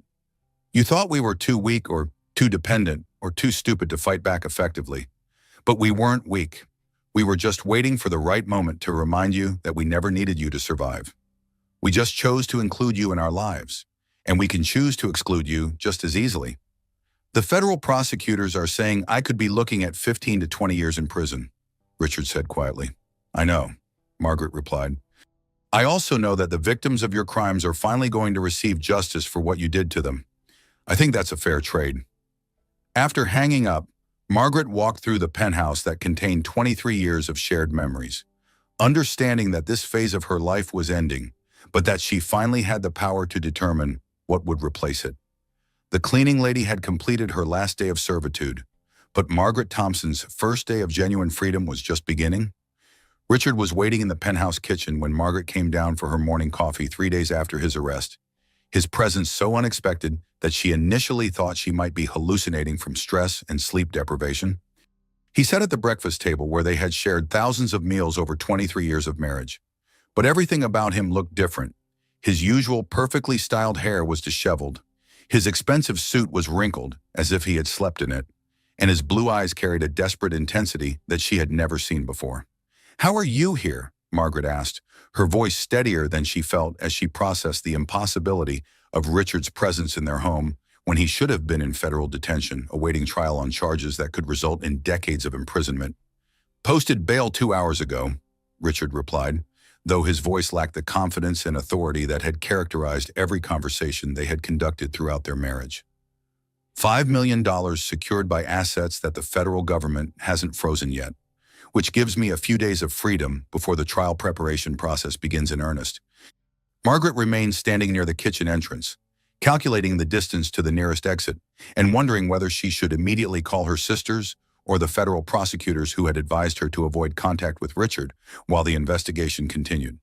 His presence felt dangerous in ways that had nothing to do with physical threat and everything to do with the psychological manipulation that had controlled her behavior for years. "We need to discuss the terms of our separation," Richard continued, pushing a thick manila folder across the marble surface toward her. "And we need to address whatever misguided campaign of revenge your sisters have been conducting against my business operations." Margaret approached the table cautiously and opened the folder to find photographs of herself entering Thompson Sisters Enterprises, detailed surveillance records of her meetings with Claire and Diana over the past several weeks, and financial documents that appeared to show illegal activity on the part of her sisters' companies. "You've been having me followed," she said, though she wasn't particularly surprised by this revelation, given everything else she had learned about Richard's methods and character over the past week. "I've been protecting my interests through appropriate due diligence," Richard corrected, his voice carrying the cold precision that had once intimidated her, but now sounded like the desperate posturing of someone who had lost control of circumstances that were spiraling beyond his ability to manage. And that investigation has revealed some very troubling information about your family's recent business activities. The surveillance photographs showed Margaret's visits to her sister's offices, but they also included images of Claire meeting with executives from companies that competed with Thompson Industries and Diana accessing computer servers that could potentially contain confidential business information belonging to Richard's clients. Industrial espionage and corporate hacking are federal crimes that carry prison sentences of up to 20 years, Richard said, his voice taking on the threatening tone that had been his primary method of controlling her behavior throughout their marriage. Your sisters have been using their business operations as cover for systematic theft of proprietary information from Thompson Industries and our client companies. Margaret stared at the documents, understanding that Richard was attempting to transform himself from perpetrator to victim by claiming that her sisters were responsible for the very crimes that federal investigators had arrested him for committing. Diana's cybersecurity company provides legitimate protective services, Margaret said carefully, though she wasn't certain how far Richard's desperation might lead him or what additional evidence he might have fabricated to support his accusations. Not when they're using those legitimate services as cover for illegal infiltration of confidential computer systems, Richard replied, pulling out his phone to show her a contact list that included federal investigators, prosecutors, and law enforcement officials. I have digital forensics experts who can prove that Thompson Sisters Enterprises has been systematically accessing Thompson Industries' protected files for months. The threat was clear if Margaret's sisters continued their investigation into Richard's business practices. He would use his remaining resources and connections to have them arrested for the same crimes that had already landed him in federal custody. You're bluffing, Margaret said, though she wasn't entirely confident about her assessment of Richard's current capabilities or the extent to which federal authorities might believe claims supported by fabricated evidence. Richard pulled out additional documents that appeared to show electronic communications between Diana's company and Thompson Industries' computer systems, financial transfers that suggested payment for stolen information, and technical analyses that would support criminal charges for corporate espionage and computer fraud. One phone call. Margaret, he said, holding up his phone like a weapon aimed at her family. One conversation with the right federal prosecutor, and your sisters lose everything they've spent years building. Their companies, their professional reputations, their freedom, their financial security, all of it disappears permanently. Margaret felt the familiar weight of fear settling over her shoulders, the same psychological pressure that had controlled her decisions for years and had led her to accept treatment that had gradually eroded her sense of self-worth and agency. Richard was using the threat of destroying her sisters to force her back into compliance with his expectations and demands. What exactly do you want from me? She asked, though she suspected she already knew what kind of bargain Richard was preparing to propose. I want you to sign the divorce papers that my attorneys filed yesterday, Richard said, producing another set of legal documents from his briefcase with the practiced efficiency of someone who had been planning this conversation for days. I want you to accept the settlement terms without negotiation or legal challenge. And most importantly, I want you to convince your sisters to cease their investigation into my business activities and to return any proprietary information they may have obtained through their illegal infiltration of my company's computer systems. Margaret examined the divorce papers, noting that the settlement terms were significantly worse than even the minimal support she had overheard him discussing with his business associates the previous week. The prenuptial agreement was being interpreted in the most restrictive possible manner, leaving her with barely enough financial support to maintain a middle-class lifestyle and no claim whatsoever to business assets that she had helped build through decades of social and emotional support. This settlement doesn't provide enough support for me to maintain even basic financial security, she said. Financial security is earned through productive work, not granted through legal entitlements. Richard replied with the casual cruelty that had characterized his treatment of her throughout the deterioration of their marriage. The terms are generous considering your lack of direct contribution to the business operations that generated our wealth, and they're far more favorable than what you would receive if your sister's criminal activities result in additional legal complications. Margaret stared at the man she had loved for over 2 decades, wondering when he had become someone capable of such systematic psychological violence against people who had never caused him any harm except by refusing to accept abuse without resistance. "I need time to review these documents and consult with legal counsel," she said. "You have until 5 o'clock this afternoon," Richard replied, standing and straightening his tie with the same meticulous precision he had always brought to grooming and presentation, as if maintaining perfect appearance could somehow restore his control over circumstances that had moved far beyond his influence. "After that deadline, I make the phone calls that will end your sisters' careers and result in federal charges that will destroy their lives as comprehensively as they have attempted to destroy mine." After Richard left for meetings with his legal team, Margaret sat alone in the kitchen that had been the site of countless conversations throughout their marriage. Most of them focused on Richard's business activities and social obligations, with minimal attention paid to her thoughts, feelings, or independent existence.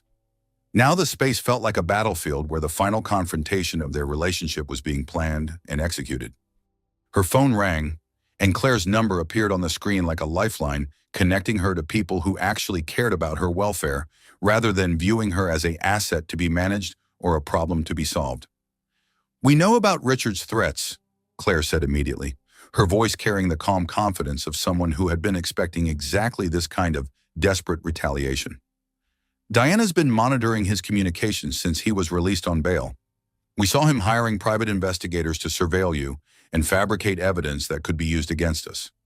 He has documents that appear to show your companies illegally accessing his computer systems," Margaret said, feeling somewhat foolish for worrying about threats that her sisters had apparently anticipated and prepared for. "All of that evidence is fabricated." Diana's voice joined the conversation on speakerphone, carrying the technical authority of someone who understood exactly how digital fraud was constructed and detected. "What Richard doesn't realize is that we've been recording his creation of false evidence for the past 6 months. Every forged document, every manipulated server log, every piece of fraudulent evidence he's prepared to use against us has been automatically copied to our secure systems." Margaret felt a surge of relief mixed with admiration for her sister's strategic thinking and technical capabilities. "So his threats are meaningless. His threats are actually additional evidence of criminal intent and systematic dishonesty that federal prosecutors will use to enhance his prison sentence," Claire replied with obvious satisfaction. "The man who spent decades teaching people that information is power is about to learn that lesson applies when you're on the receiving end of superior intelligence gathering." "There's something else," Diana added. "The federal prosecutors have been monitoring Richard's activities since his release on bail. His attempts to threaten witnesses and obstruct justice have been recorded and will result in additional criminal charges that could add years to his eventual prison sentence." Margaret realized that while she had been feeling threatened and vulnerable, Richard had actually been walking deeper into legal traps that would ensure his imprisonment for decades rather than years. His desperation was making him sloppy in ways that would provide additional evidence for prosecutors who already had more than enough information to convict him of dozens of serious federal crimes. "What should I do about the divorce papers?" she asked. "Ignore them completely," Claire replied. "Richard has no legal standing to make demands about divorce settlements while he's facing federal criminal charges that will result in the seizure of most of his assets. Any divorce agreement signed under these circumstances would be invalidated by courts as soon as his criminal trial concludes. More importantly," Diana added, "federal prosecutors want to use Richard's threats against you as evidence of witness intimidation and obstruction of justice. They've asked us to document every contact he makes with you so they can use his behavior to support additional charges." At 5 o'clock that afternoon, Margaret called Richard from the Thompson Sisters Enterprises conference room, surrounded by her sisters and feeling stronger than she had in years. "Have you made your decision about the settlement terms?" Richard asked, his voice carrying the expectation of compliance that had controlled her behavior for decades. "I've decided to stop being afraid of you," Margaret replied, looking at Claire and Diana and feeling supported by people who actually cared about her welfare rather than viewing her as property to be managed. "I've decided to stop accepting threats from someone who thinks intimidation is a substitute for genuine strength." The silence on the other end of the line stretched for several seconds, and Margaret could practically hear Richard's mind racing to process the reality that his primary method of controlling her behavior was no longer effective. "You're making a serious mistake," Richard said finally, his voice carrying a note of panic that suggested he was beginning to understand that his desperate gambit had failed completely. A very expensive mistake that will have consequences for everyone you care about. The only mistake I made was spending 23 years accepting treatment that no one should accept from someone who claims to love them, Margaret replied. But that mistake ends today, and it will never be repeated. As she hung up the phone, Margaret realized that the woman who had spent months cleaning up other people's messes while her own life fell apart was finally ready to take control of her own story and write the ending she actually deserved. The first emergency news alert appeared on Margaret's phone at 6:47 in the morning, followed immediately by a second alert, then a third, until her device was buzzing continuously with notifications about breaking developments in what news organizations were calling the largest municipal corruption scandal in New York City history. She was sitting at the window of her penthouse bedroom, watching the sunrise paint Central Park in shades of gold and orange, while drinking coffee that actually tasted good for the first time in months, when the cascade of alerts began. Federal investigators have expanded their investigation into Thompson Industries to include additional charges of witness intimidation and obstruction of justice. The first news alert read, Richard Thompson, already facing decades in prison for bribery and fraud, now faces additional charges that could result in a life sentence. Margaret opened her laptop and began following live news coverage that showed a level of law enforcement activity she had never imagined possible. FBI agents were executing search warrants at dozens of locations throughout the city, arresting co-conspirators whose names she recognized from years of dinner parties and social events, seizing assets from businesses and individuals who had participated in Richard's corruption network. The television in her bedroom displayed footage of federal agents carrying boxes of evidence from city government offices, while reporters described the systematic dismantling of what prosecutors called a criminal enterprise that had corrupted municipal government for over a decade. The scale of the investigation had expanded far beyond anything Margaret had anticipated when she first decided to stop accepting humiliation and start fighting for basic dignity and respect. Her phone rang, and Diana's name appeared on the screen along with a message that said, "Turn on Channel 7 News immediately." "Are you watching the coverage?" Diana asked when Margaret answered. "I'm watching several channels simultaneously," Margaret replied, using her laptop to monitor multiple news feeds while the television provided background coverage of arrests and asset seizures throughout the city. "This is much bigger than we thought it would be." The federal prosecutors decided to move against the entire corruption network at once to prevent co-conspirators from destroying evidence or fleeing the country. Diana explained, her voice carrying the satisfaction of someone whose strategic planning had contributed to achieving justice on a scale that exceeded their most optimistic projections. "They're calling it the largest single-day white-collar crime operation in federal law enforcement history." Margaret watched footage of Richard being transferred from federal detention to a high-security facility, his usual confident bearing replaced by the defeated posture of someone who finally understood that his legal situation was hopeless. The man who had controlled every aspect of her life for decades looked small and vulnerable as federal marshals escorted him through crowds of reporters shouting questions about crimes that had enriched him while damaging hundreds of other people. "Thompson Industries stock is in complete freefall," Claire's voice joined the conference call, carrying the tone of someone who had been monitoring financial markets since before dawn. "The company's market value has dropped by 92% since trading opened this morning, and the Securities and Exchange Commission has halted all trading pending investigation of securities fraud." Margaret pulled up financial news coverage that showed Thompson Industries' stock price collapsing in real time as investors realized that the company's profits had been generated through systematic criminal activity rather than legitimate business operations. The business empire that Richard had spent decades building was being dismantled by market forces and regulatory authorities, working in coordination to ensure that none of his criminal profits could be preserved. "What's happening with the other people who were arrested?" Margaret asked. "Jim Henderson has already agreed to cooperate with federal prosecutors in exchange for a reduced sentence," Diana replied, consulting information that appeared to be flowing continuously from multiple sources. "Commissioner Walsh and Councilman Torres are both facing charges that could result in decades of imprisonment, and at least 15 other city officials have been arrested for accepting bribes from Thompson Industries." The scope of the corruption network was staggering. Margaret had known that Richard's business involved questionable relationships with government officials, but she hadn't understood that he had been systematically bribing municipal employees at every level of city government to influence decisions that affected the lives of millions of New York residents.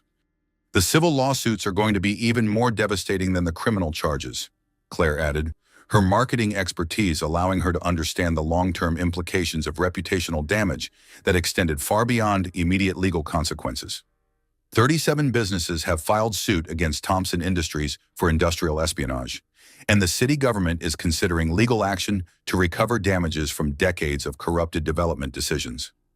Margaret felt overwhelmed by the scale of justice that was unfolding as a consequence of her decision to stop accepting degradation and start fighting for basic human dignity. Her personal liberation had generated a chain reaction that was providing justice for hundreds of victims of Richard's systematic criminal activities. "There's something else you need to know," Diana said, her voice taking on a more serious tone. "Sophia's cooperation with federal prosecutors has revealed additional criminal activities that we didn't know about. Apparently, Richard's corruption network extended to businesses in 3 other states and involved crimes that go back more than 15 years.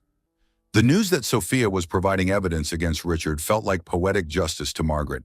The woman who had treated her as hired help while planning her post-divorce career as a domestic servant was now helping federal prosecutors ensure that Richard would spend the rest of his life in prison for crimes that had enriched both of them while victimizing countless innocent people.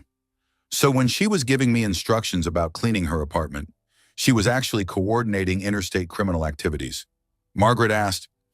According to her testimony, the apartment you were cleaning served as a coordination center for corporate espionage operations that targeted businesses throughout the northeastern United States. Diana replied, "The FBI has been able to identify over 100 companies that were victimized by criminal activities that were planned and coordinated from that location." Margaret thought about all the hours she had spent scrubbing floors and cleaning bathrooms in a space that was being used as a criminal headquarters, adding another dimension of violation to experiences that had already felt degrading beyond description. Every surface she had cleaned had been contaminated by planning sessions for crimes that had destroyed other people's livelihoods and dreams. As the day progressed, the news coverage shifted from breaking developments to analysis of the long-term implications of what commentators were calling the complete collapse of the Thompson criminal empire. Federal prosecutors held a press conference to announce that their investigation had uncovered evidence of systematic criminal activity spanning more than a decade and involving hundreds of separate illegal transactions. This investigation has revealed a level of municipal corruption that threatens the basic integrity of democratic government. The lead federal prosecutor announced to a room full of reporters and cameras that would carry his words to audiences throughout the country. The defendants used their wealth and influence to systematically purchase government decisions that should have been made in the public interest, defrauding taxpayers and legitimate businesses while enriching themselves through criminal conspiracy. Margaret watched the press conference while sitting in the living room that had been the site of countless dinner parties where Richard had entertained the same government officials who were now being arrested for accepting his bribes. She realized that every social event she had hosted, every meal she had served, every conversation she had facilitated had been providing cover for criminal activities that had damaged the fundamental integrity of municipal government. Her phone rang, and she was surprised to see Richard's number appear on the screen. Federal detention facilities apparently allowed prisoners to make limited phone calls, though she couldn't imagine what Richard might want to discuss after everything that had happened. "I want you to know that I never intended for things to go this far," he said when she answered, his voice carrying none of the authority and confidence that had characterized their conversations throughout their marriage. The business activities, the corruption charges, the systematic nature of what prosecutors are describing, none of that was supposed to become public knowledge. "Sorry, but all of it was real," Margaret replied, surprised by how detached she felt from the man whose voice had once had the power to control her emotions and behavior. "Everything prosecutors are describing actually happened, regardless of whether you intended for people to find out about it. The federal sentencing guidelines are suggesting that I could spend the rest of my life in prison," Richard said quietly. "Decades of imprisonment for business decisions that seemed reasonable at the time they were made. What seemed reasonable to you was systematic criminal activity that damaged hundreds of other people's lives," Margaret replied, thinking about all the businesses that had been destroyed by Richard's theft and fraud, all the taxpayers who had been cheated by his corruption of municipal government. The prosecutors aren't punishing you for business decisions. They're ensuring that you face consequences for choices that victimized innocent people for years.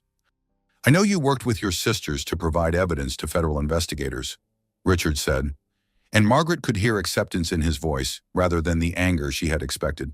I know that my arrest was the result of a coordinated investigation that used information from our home network and my personal communications.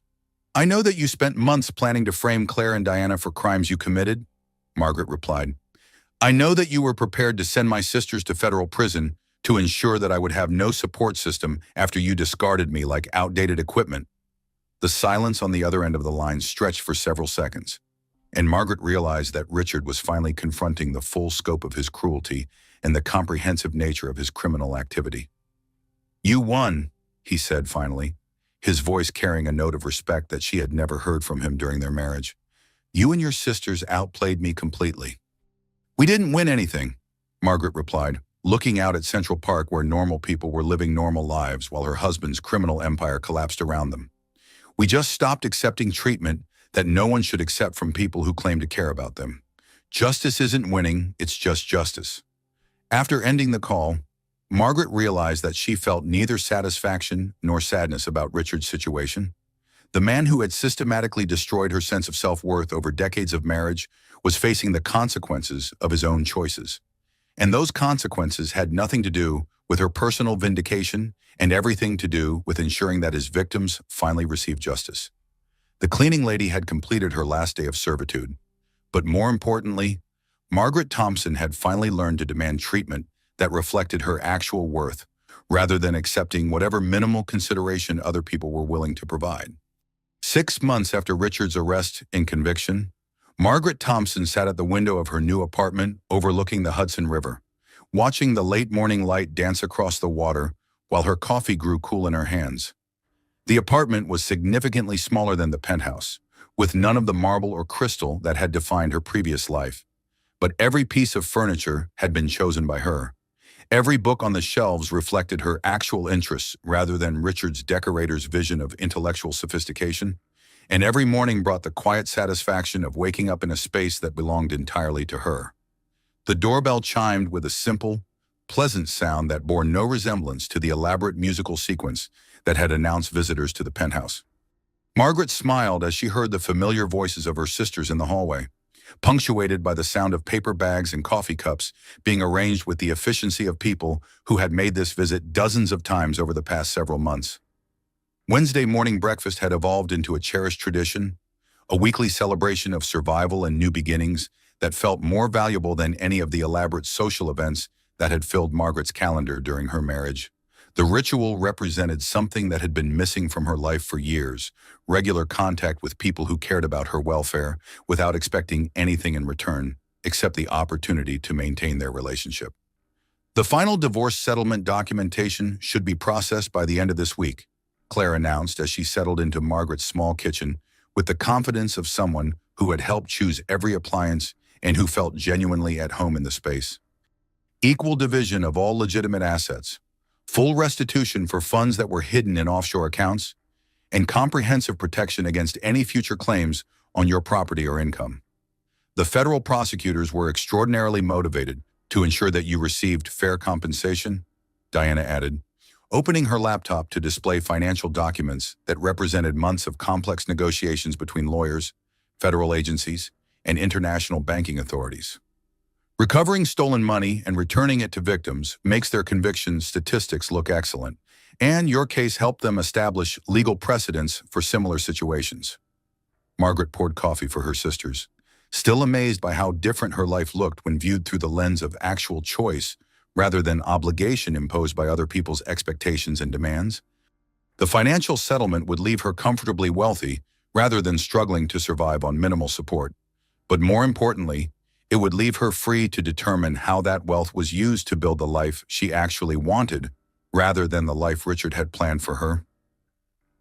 Thompson Industries has been completely dissolved, Diana continued, switching between different screens that showed the final disposition of Richard's business empire. All legitimate assets were liquidated to provide restitution to victims of the criminal activities, and Meridian Technologies has hired most of the employees who weren't involved in the corruption. The people who built the authentic parts of the company didn't lose their jobs because of Richard's crimes. Margaret felt a surge of relief that had been building for months. One of her greatest concerns during the federal investigation had been that innocent employees would suffer for their employer's criminal activities. Learning that they had been protected while the criminal enterprise was dismantled felt like a final piece of justice being properly balanced. "And the criminal proceedings?" Margaret asked, though she had been following news coverage of Richard's sentencing and the trials of his co-conspirators with the detached interest of someone observing events that no longer had the power to affect her daily existence. Richard's final sentence was 18 years in federal prison, with no possibility of parole for 12 years. Claire replied with the satisfaction of someone whose strategic planning had contributed to achieving comprehensive justice. Full restitution to all identified victims, cooperation with ongoing investigations into municipal corruption, and forfeiture of all assets that were purchased with criminal proceeds? Margaret nodded, feeling the complex mixture of emotions that had characterized her response to Richard's legal situation throughout the past 6 months. Relief that the ordeal was finally concluded, sadness for the waste of so many lives and opportunities, and quiet pride in the strength she had discovered when forced to defend herself and the people she loved against systematic abuse and manipulation. Her phone rang, displaying a number she didn't recognize but had been expecting based on referrals from the divorce support network where she had been volunteering her time and expertise. "Mrs. Thompson, this is Amanda Chen. I received your contact information from the Women's Legal Aid Organization. I understand that you provide consultation services for women who are navigating complex divorce situations." Margaret had started consulting with women facing difficult divorces 4 months earlier. Using her experience with Richard's financial manipulation and psychological abuse to help others recognize similar patterns in their own relationships and develop strategies for protecting themselves legally and emotionally. The work felt like the first truly meaningful contribution she had made to the world in years. "I do provide those services," Margaret replied, gesturing for her sisters to continue their conversation while she took the call in the living room. "Can you tell me about your specific situation?" "My husband has been systematically convincing me that I'm too emotionally unstable and financially naive to handle our family's business affairs," Amanda said, her voice carrying the hollow, defeated tone that Margaret remembered from her own worst periods of self-doubt and confusion. "He controls all our accounts and investments, and he says I should be grateful that he handles everything because I'm not intelligent enough to understand business concepts. But I have an MBA from Wharton, and I used to be a financial analyst before we got married 15 years ago." Margaret felt the familiar surge of anger at the systematic way some people diminish their partner's capabilities and achievements in order to maintain control and dominance in relationships that should have been characterized by mutual respect and support. "The hardest part of situations like yours isn't usually the practical aspects of leaving," she said gently, drawing on months of experience helping women remember their own strength and intelligence. "The hardest part is remembering that you were always smart enough and capable enough to make your own decisions. You just got involved with someone who needed you to forget your capabilities in order to feel powerful himself." The conversation continued for 35 minutes, with Margaret providing practical advice about financial discovery procedures, legal representation strategies, and emotional support resources that could help Amanda navigate the process of reclaiming her independence and self-determination. When she finished the call, she realized that Claire and Diana had been quietly listening while continuing their own conversation, their expressions reflecting the mixture of pride and satisfaction that characterized all their discussions about Margaret's consulting work. "How many women have you helped now?"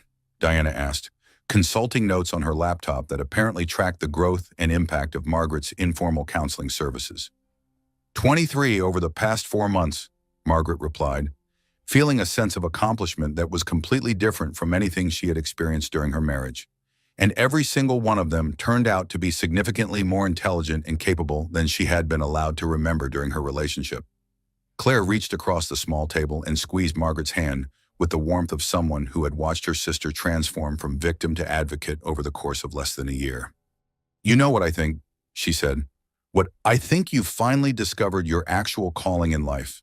Not as someone's wife or someone's domestic coordinator, but as someone who teaches women to recognize their own worth and refuse to accept treatment that diminishes their fundamental dignity as human beings. Margaret looked at her sisters, women who had built ethical business empires through intelligence, determination, and mutual support rather than through exploitation and criminal activity. For years during her marriage, she had felt like the failure among the three sisters, the one who had chosen dependence over independence and security over authentic achievement. Now she understood that she had simply been preparing for a different kind of strength and a different form of contribution to the world. I've been developing plans to expand the consulting work into something more comprehensive and systematic, she said, pulling a folder from her desk that contained business plans and organizational charts she had been refining over the past several weeks. A nonprofit foundation that provides complete support services for women who are leaving emotionally or financially abusive relationships. Legal assistance, financial planning, career counseling, emotional support, childcare resources, temporary housing if necessary. Everything I wish had been available when I first realized that my marriage had become a prison. The Margaret Thompson Foundation for Women's Economic Independence, Diana suggested, reading over the preliminary documentation with the analytical attention she brought to evaluating new business ventures. We could provide startup funding and organizational support, Claire added, her marketing expertise immediately identifying opportunities to scale the services and reach women who were currently suffering in isolation. Consider it an investment in preventing other people from experiencing what you went through. Margaret smiled, imagining an organization that could transform her personal experience of victimization and recovery into a systematic resource for helping other women recognize their own strength and build lives that reflected their actual capabilities rather than other people's limitations and expectations. As her sisters prepared to leave for their respective offices, Margaret sat at her desk where she had been working on a memoir about her experience with financial and emotional abuse in marriage. The book would detail the systematic way psychological manipulation had nearly destroyed her sense of self, and how the support of her family had helped her reclaim her agency and independence. But more importantly, it would serve as a practical guide for other women who were facing similar situations and who needed to understand that they had more options and more strength than they had been allowed to believe. She opened the document and read the final paragraph she had written the previous evening. We teach people how to treat us through what we accept and what we reject, through the standards we maintain and the behavior we refuse to tolerate. For 23 years, I accepted treatment that diminished my worth because I was afraid of losing what I thought I needed to survive. But I learned that the most dangerous person in anyone's life is often the one who has convinced them that they couldn't survive independently. The truth is that we are all stronger and more capable than we allow ourselves to remember. Sometimes we just need someone to remind us that we were never as powerless as we were told, and that we always had the ability to choose dignity over security, authentic love over comfortable familiarity, and genuine respect over the illusion of being protected by someone who was actually limiting our potential.